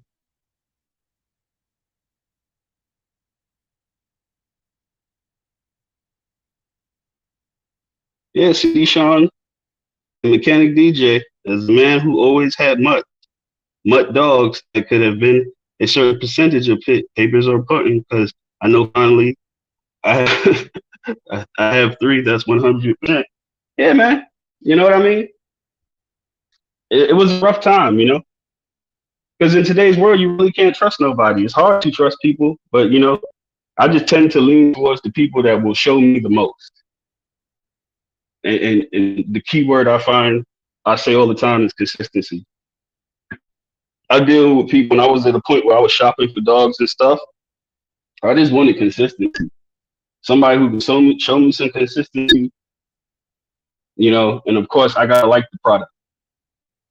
It's not rocket science. People make it harder than what it really is. Just take your emotions and your ego out of it.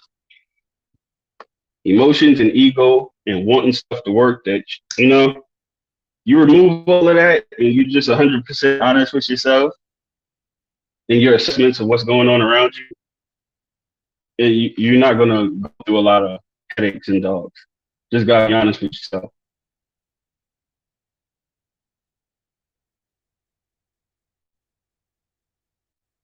Thoughts on the Hollingsworth dogs?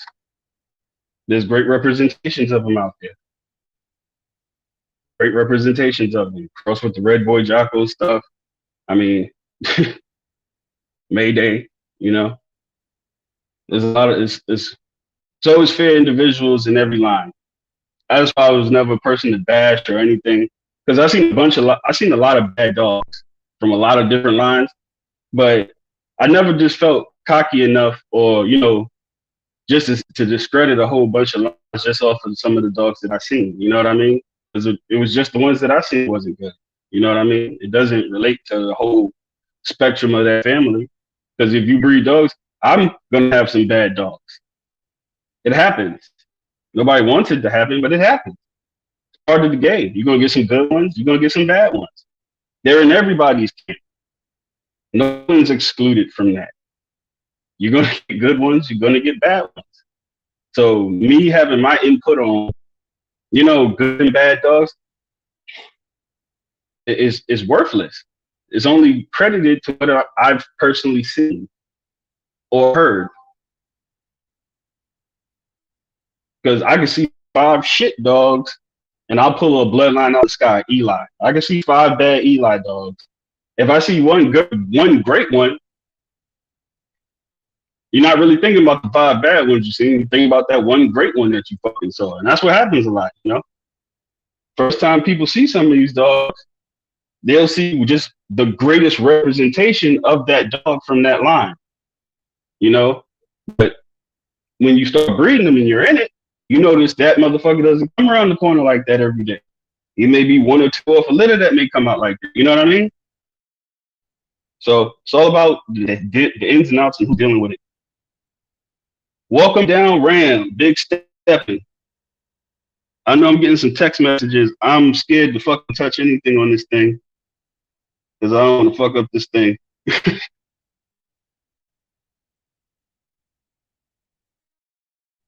Shout out to Sean yet again. Albus Ignis Kennels. Working dogs are where you find them. Salute, brother. I appreciate you swinging in the chat. Big Drea. No, it ain't hard to breed. The best of the best. Yep. You can take the best to the best formula. You can never go wrong doing that. You know what I mean? Take the best representatives and pair them together. You know, fuck with the pedigree. You know what's funny is people talk about the pretty pedigrees and shit. But if you breed best to best, 9 times out of 10, it ends up making a nice pedigree.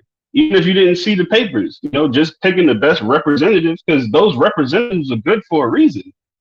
Because they came from great representatives. I mean, what do we, you know, the logic of a lot of people, we got to adjust it. It's no flukes and shit. When you get good dogs, most times they came from good dogs.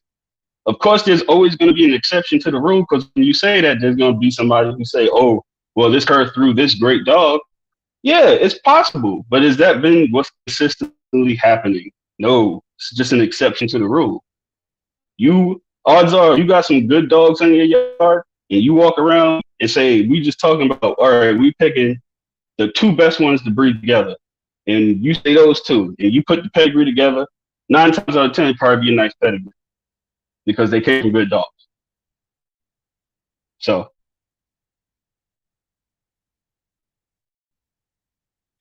what it do? Salute. What's good, Rand? Welcome down. I am going to be doing invites on the episodes and stuff since we starting this new. There's going to be this. I know it's a long live already, but we was cooking on a lot of shit. But I'm going to have guests coming on Thompson's Kennel's new podcast series. Like I said, we're going to find a nice little name for each video. We're just going to cook. But I'm going to start in this platform just because I'm going to create my own space. And like-minded individuals and people who aren't like-minded, we can just get some fresh verbiage going on. I'm going to have a lot of different.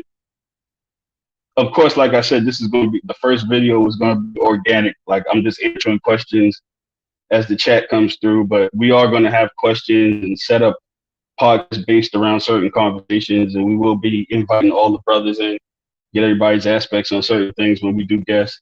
You know, just creating another free space. And like I said, it seems to be turning out pretty good.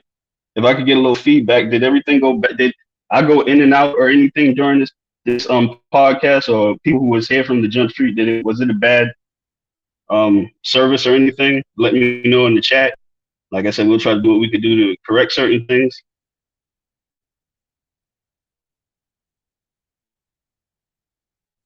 I have a question. What age do you put your dog on the mill? Black Minion.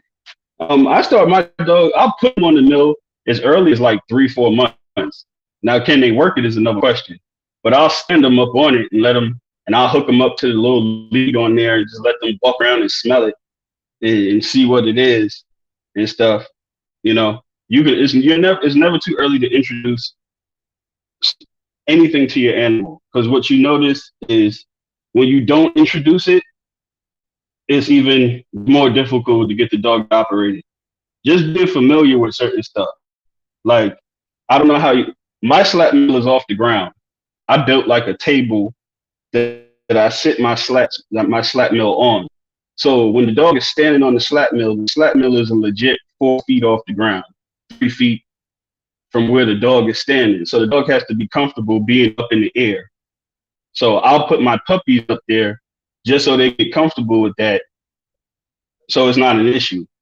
Now, if you wait And I've waited to about 6 months with a dog, 7 months, and I noticed when I put the dog on it, it was acting kind of sketchy on it. It was because the dog was so high up and it wasn't introduced to it early. You know what I mean? But you could take the slap meal and sit it on the ground and it worked. But I don't want my shit to be getting muddy and all kind of shit because I leave my shit outside. That's why I paid all of that money for all of the aluminum stuff on it, so nothing would rust on it and shit.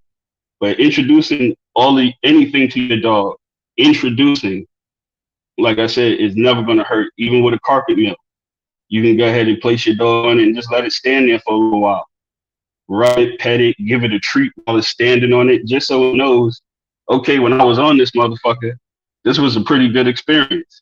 You know, got a piece of cheese, motherfucker pet me a couple of times. You know what I mean? It was pretty solid experience, and that's what you want to create with dogs, because dogs get bad emotions off a bad experience the first time makes dogs not want to fuck with stuff, especially at a young age. That's why I say, you know, I made a video having good energy dealing with young puppies doing stuff, because if you're frustrated and you're aggravated, and you know, it's not gonna work out good for the dog. So the earlier the better with a lot of shit. Don't wait. Like I said, you ain't gotta work, but you can sit them on it. Even with the flirt pole, you ain't gotta make him run around and jump with it. You could just wave it around where he play with the end of it, and after he play with the end of it, lay it on the ground and just let him get familiar with it. Introduction is key.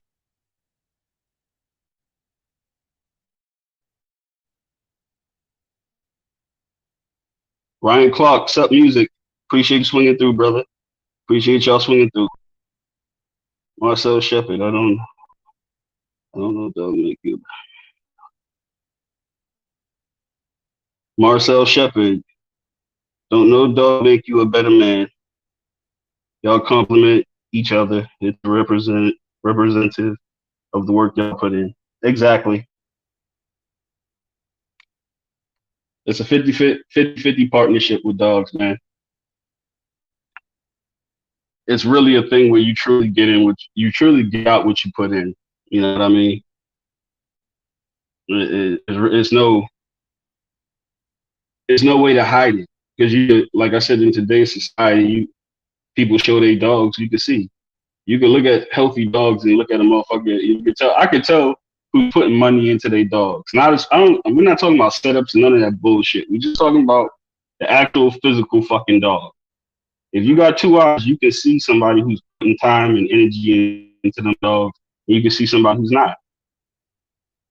It's very evident, health wise, all of that shit. You see somebody who's out there really taking care of their dogs because of the way them dogs look.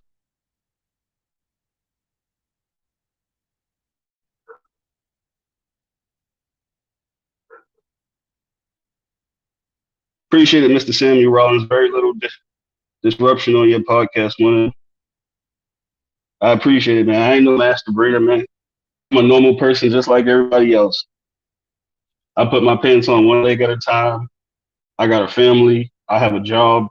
I'm no different than anybody else. I just do what I love. I enjoy my dogs and I love my dogs. And that's what I do. You know what I mean? That's my little peace and quiet and my little time to do. Don't get me wrong, it becomes very stressful sometimes dealing with these dogs. But at the end of the day, I still love it. I was told by Ohead when I asked him about taking care of these dogs and all this stuff. And he told me straight up. He was like, the minute I don't love it, I'm not going to do it no more. And I was like, you looking at an old man do this shit, and it's obvious he still loves doing it. That's where you get confused in this. These dogs ain't supposed to be super duper stressful and have you irritated, and you know what I mean? If that's the energy you feeling all the time with them, you shouldn't have them.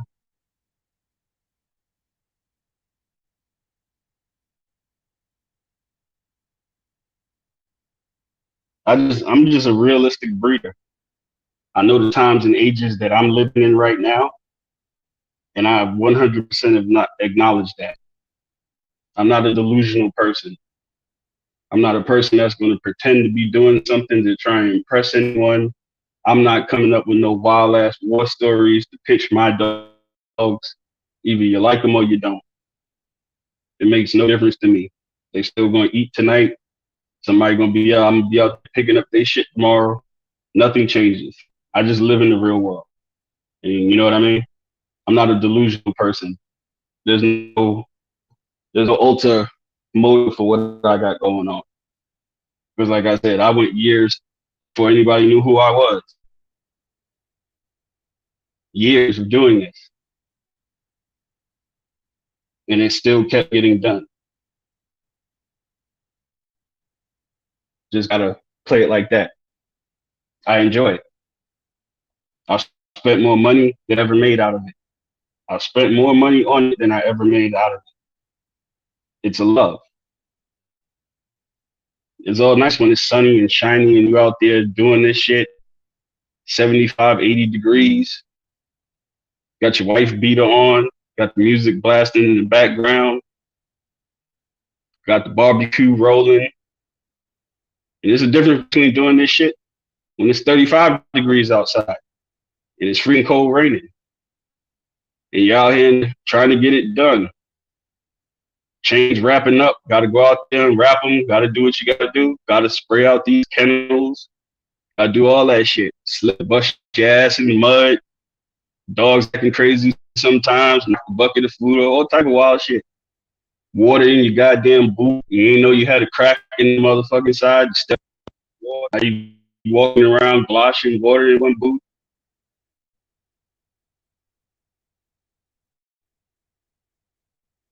It's real. Like I said, if you're a person who's just persistent, it's nothing to you. But those be the good days and those be the bad days. I talked about the damn boot shit just now because that's what happened to me today. Stepped in a big ass puddle of water, out here trying to get these dogs taken care of. That ice cold water hit that sock. That shit rolled up that sock and hit that pants leg, boy. I was walking, gloshing around, walking. Said, boy, ain't this some shit? It'd be like that. But you gotta love it.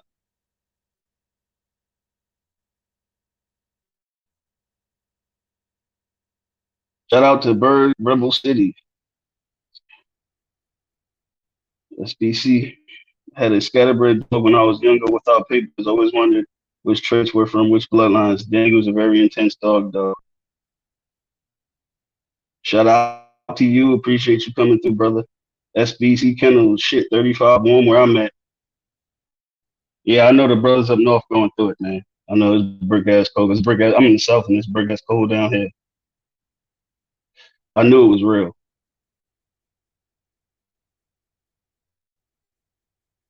Martinez game dog. So, Mr. Thompson, do you have any idea? Um, Today's Wednesday. I may do Wednesdays.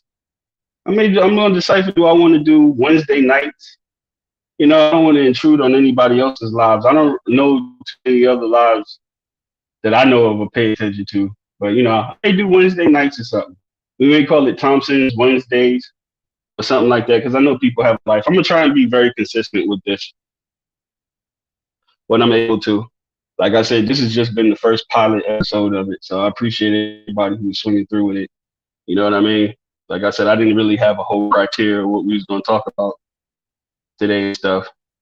But I do want to bring something up as well too. I caught a video, man, from Miss Pelican Bay Kennels.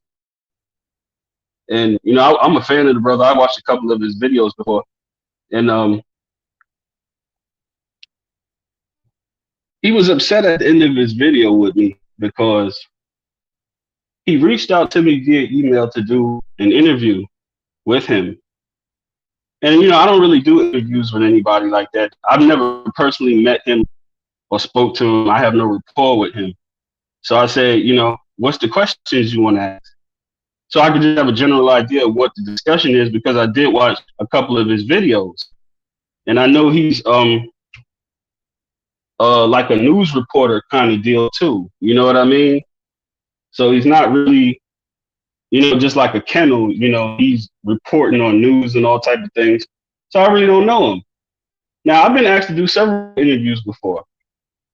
And Mr. Pelican Bay Kennels, this is not an insult to you, my brother, because I'm not gonna react to you in a negative form, even though you kind of gave me a little bit of off energy with that video you made. I'm just gonna use something that I personally went through as an example to you, and hopefully it'll help you in your future endeavors. Now, 78 Sports years ago asked me to do an interview. He was the first person that ever asked me to do an interview on YouTube. He reached out to me, we spoke, and he had a list of what he asked, the stuff he wanted to talk about, topic discussions that he wanted to talk about. And I said, sure, fine, I'm down with it. And it was the end of that. Now, since I'm not a person who does a bunch of interviews, I kind of look at the standard that he set, and I look at like everybody else is probably operating on that same level. This is just the way my mind works, brother. So when you reached out to me, I said, what do you want to talk about? You got upset like I was challenging you from what you said in your video, because you didn't have that response to me on email. You just said, oh, no good, I just wanted to talk, and you got off quick. And I said, that's all good, brother, I appreciate you, God bless. Now, you didn't say via email that you felt insulted by me asking you what are we going to talk about, or the questions that you wanted to talk about. You didn't make that, but in your video, I heard you say you felt like you was insulted. But, just personally, man to man, I don't know you. Would it be a wise thing for me to get on a recorded conversation and do an interview with somebody I don't know and don't know what we're discussing? I don't think that would be a wise move on my part, but that's just the way I operate. But I didn't mean for you to feel insulted. And if you felt insulted, you could have just shared that right then and there and said, but it was no hard intent. Like I said, I was going off of the standard that somebody else set with me, and I thought everybody operated at that same level. It's obviously you don't operate at that level. But just for future reference, that's what I was expecting. But, you can go on and feel how you feel. I'm just letting you know where I was coming from. It wasn't no place like I thought I'm better than you or some shit like that. That wasn't the intention at all. It was just me basically saying what I said. What are we going to talk about? What questions and topics do you want to talk about? Like, pretty much that was it. But like I said, more peace and power to you in your endeavors on your show. And like I said, I just thought I'd throw that out there because I caught your video today. And I heard you say that at the end part of it about me. So that was just my response. Also, speaking of responses, while I'm on here before I get off, a lot of people don't personally know me. And to be honest with you, it's not your place to personally know me. It's a privilege. I approach life different than a lot of people. And I'm going to say this to lead up to something else. It's a privilege to know me. The people who know me are my family, my loved ones, people that care about me and I care about them. My friends, those are people privileged to know me. Now, if you don't know me, everything's going to be based off of respect. Respect for me as a man and respect for you as a man. Everyone's entitled to an opinion. I'm never going to be a person to get up here because I'm going to start this podcast and I want to set the standards on what's going to take place here. Because this is not a place for foolishness. This is not a place for war stories because I have nothing to tell you. There's far better people in that lane to talk about historic stuff than me because I wasn't there. I'm 37. I'm not 57. I was born in 85. So the 90s, early 2000s, that's what I know. And even in the early 90s, I was still young. Early 2000s, I was kind of off the porch. But that's the demographic lifespan where I'm at. But on this channel, where everybody is free to have an opinion. There's nothing wrong with opinions. But in our dog community, What happens is a lot of the times people have an opinion, but then they feel no one else can have an opinion too. And that's not how this podcast is going to operate. Everyone's free to have their opinions.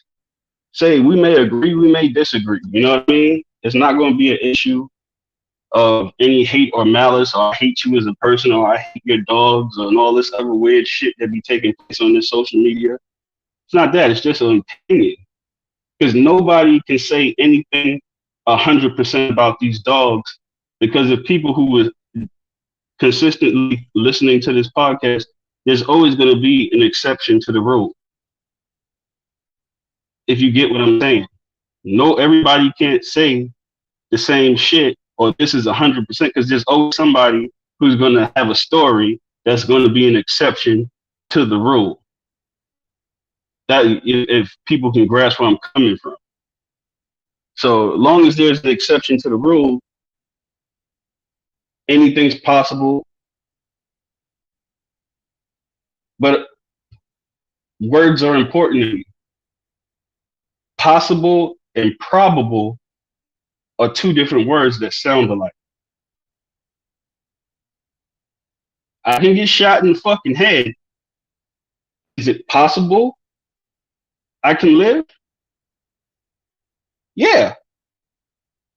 But is it probable that I'm going to live? No. So I'm going to swing through these chats, make sure.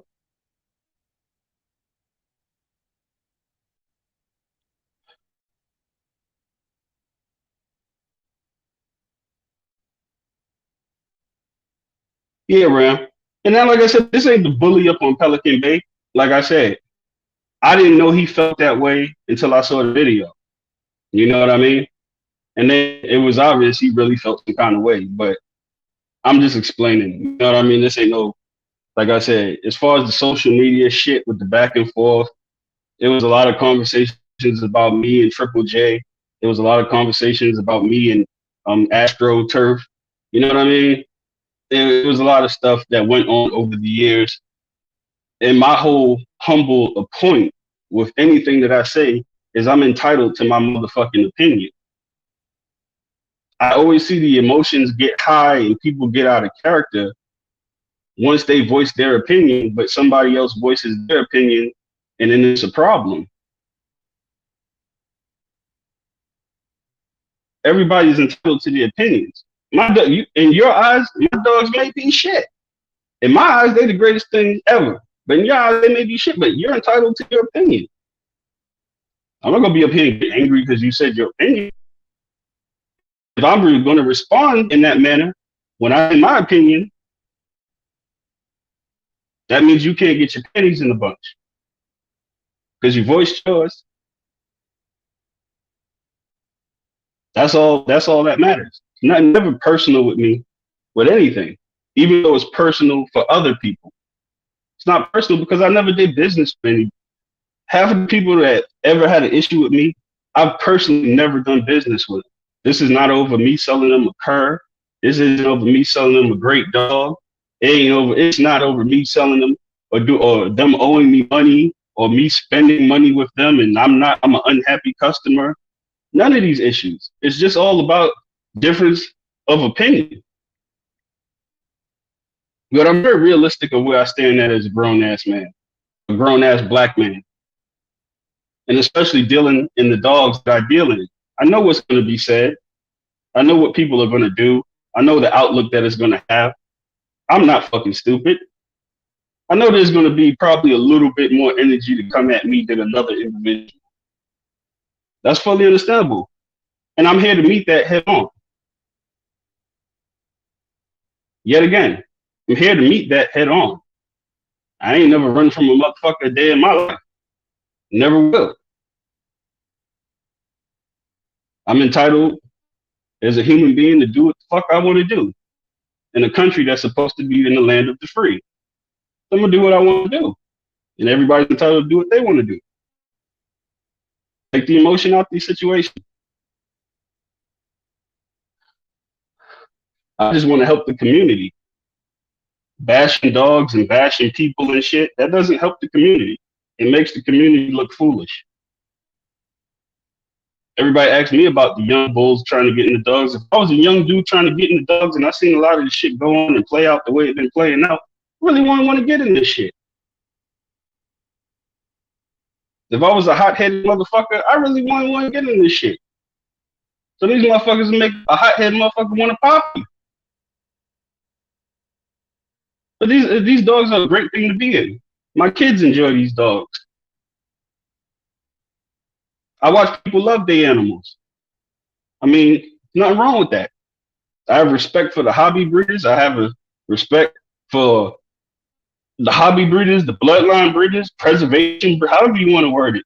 All of the breeders, all of the conditioners, everybody plays a part in this overall scheme of things that we're doing out here. Everybody's part is important and is critical, and it can't be completed unless everybody plays their part.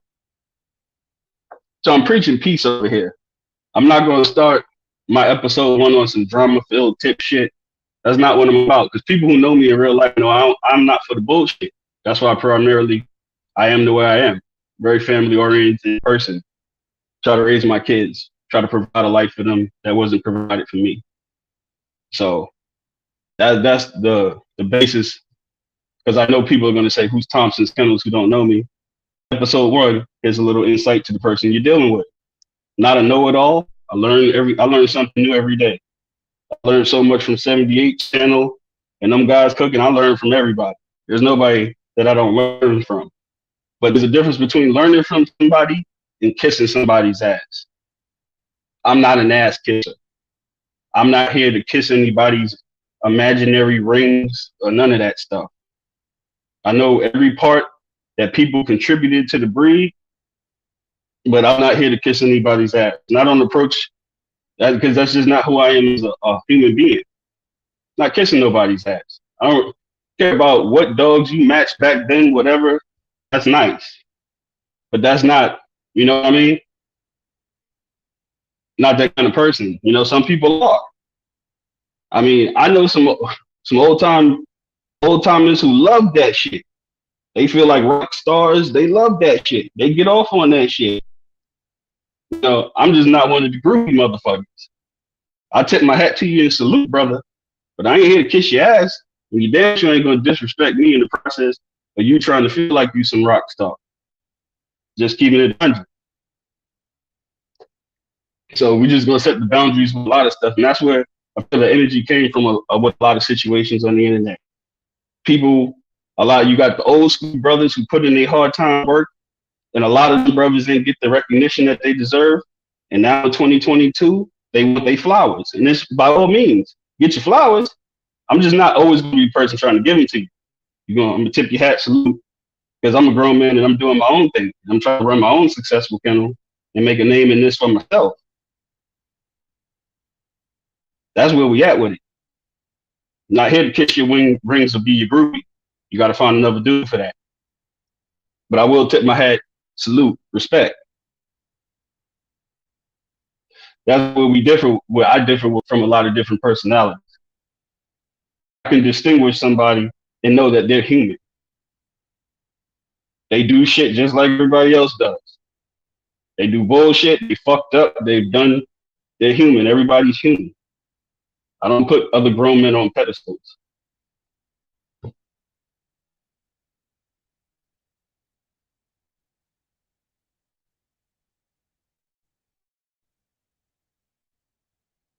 Blackhawk Kennels.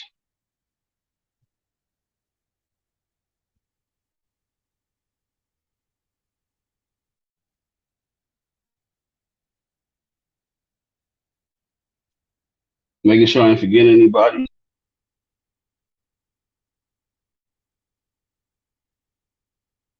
I think you should sit. I think you should sit down and talk about all your YouTube beef. Man, like I said, man, to each his own. To each his own. I never gave anybody as much energy as they given me. And a lot of times things get started off just because the things are being took out of context. You know what I mean? I just think about the little guys. You know what I mean? I was a little guy.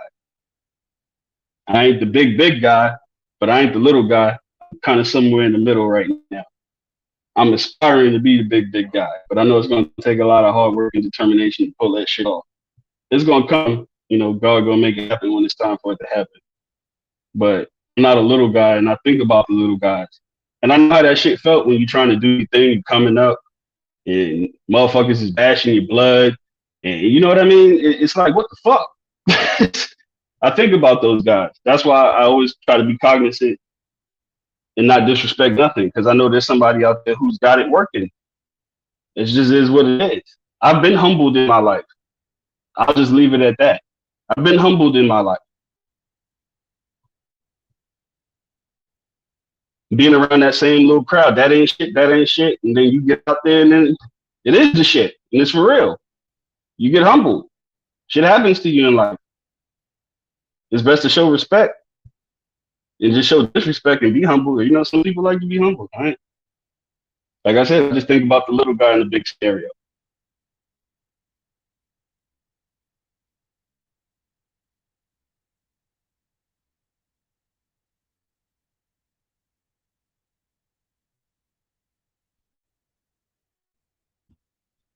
If the shoe doesn't fit, don't put the motherfucker on. Exactly. Everybody ain't cut out to do what everybody else does. You know what I mean? Like I said, I don't preach for anybody to do illegal activity, but if you do illegal activity, you gotta deal with what comes with that. You know what I mean? You want to come out here and act like it's 1950 and roll dogs and show videos and pictures of fucked up dogs and advertise this is that, yo, this is this and that. You know, high chance it ain't gonna work out for you, bro. It's a high chance. Motherfucker sitting down. You know, that Belly movie always flash in my head. Like when you play something, when you get in a different lane that you ain't really cut out to, it's a bunch of motherfuckers sitting on the couch eating a banana looking at your ass. I don't like that shit. I don't like that shit at all. I'll drop a dime on this motherfucker. It's real. That's how a lot of it gets played out. I watched it happen to a close friend of mine. And I knew he wasn't slipping. And I seen it happen to him. Because motherfuckers was on that type of time. You know what I mean? So I'm not gonna preach nothing to you. That ain't right. If you want to go out there and jump off the porch, know what comes with it. Know what comes with it. Like I said, I wish it was a $250 fine, brother. I wish it was a $60 fine. I wish it was. But it's not. And if you're doing that, my 2 cents, you better be the most discreet motherfucker in the world. And you better not have no yard dogs and none of that shit. You better take it back to the old school days on some Rocky shit. You better be you and that motherfucker living in an apartment together and y'all doing push-ups and running and shit. It better be that type of scenario. Because in today's climate, hard to get away with that with a yard dog, brother. Hard to get away with that.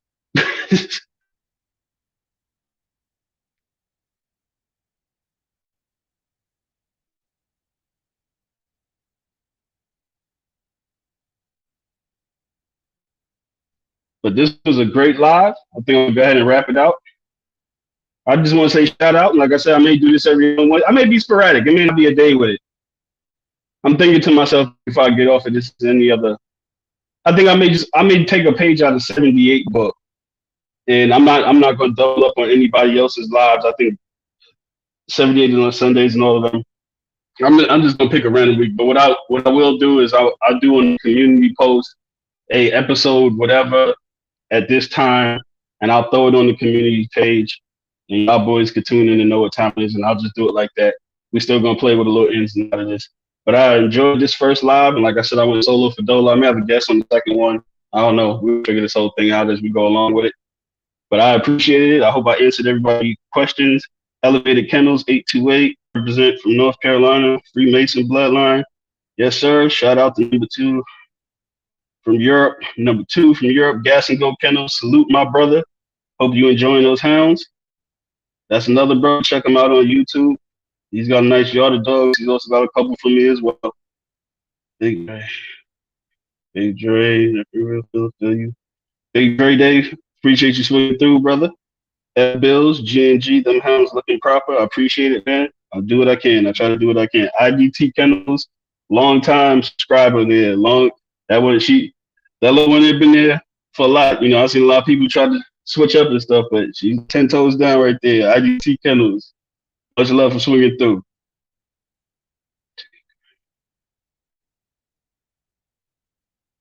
Tanico Ram. All right, please send my. This is.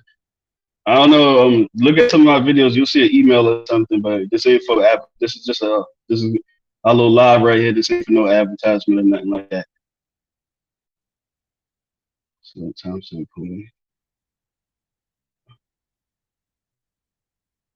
hey man, appreciate it, Ram, man. A lot of knowledge with this brother right here. I picked it. He gave me a lot of little free tips and stuff over the years, man. Appreciate it. Walking down, man. You know I'm gonna have your wild ass on here and shit.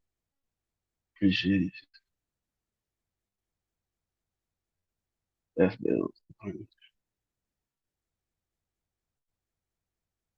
All right, I think that's it. I'm trying to think. Maybe am I gonna have some fly shit to end this with? I don't know. Matter of fact, we're just gonna end it like this. Episode 1 completed. It was hard out here for a pimp. Y'all have a blessed one.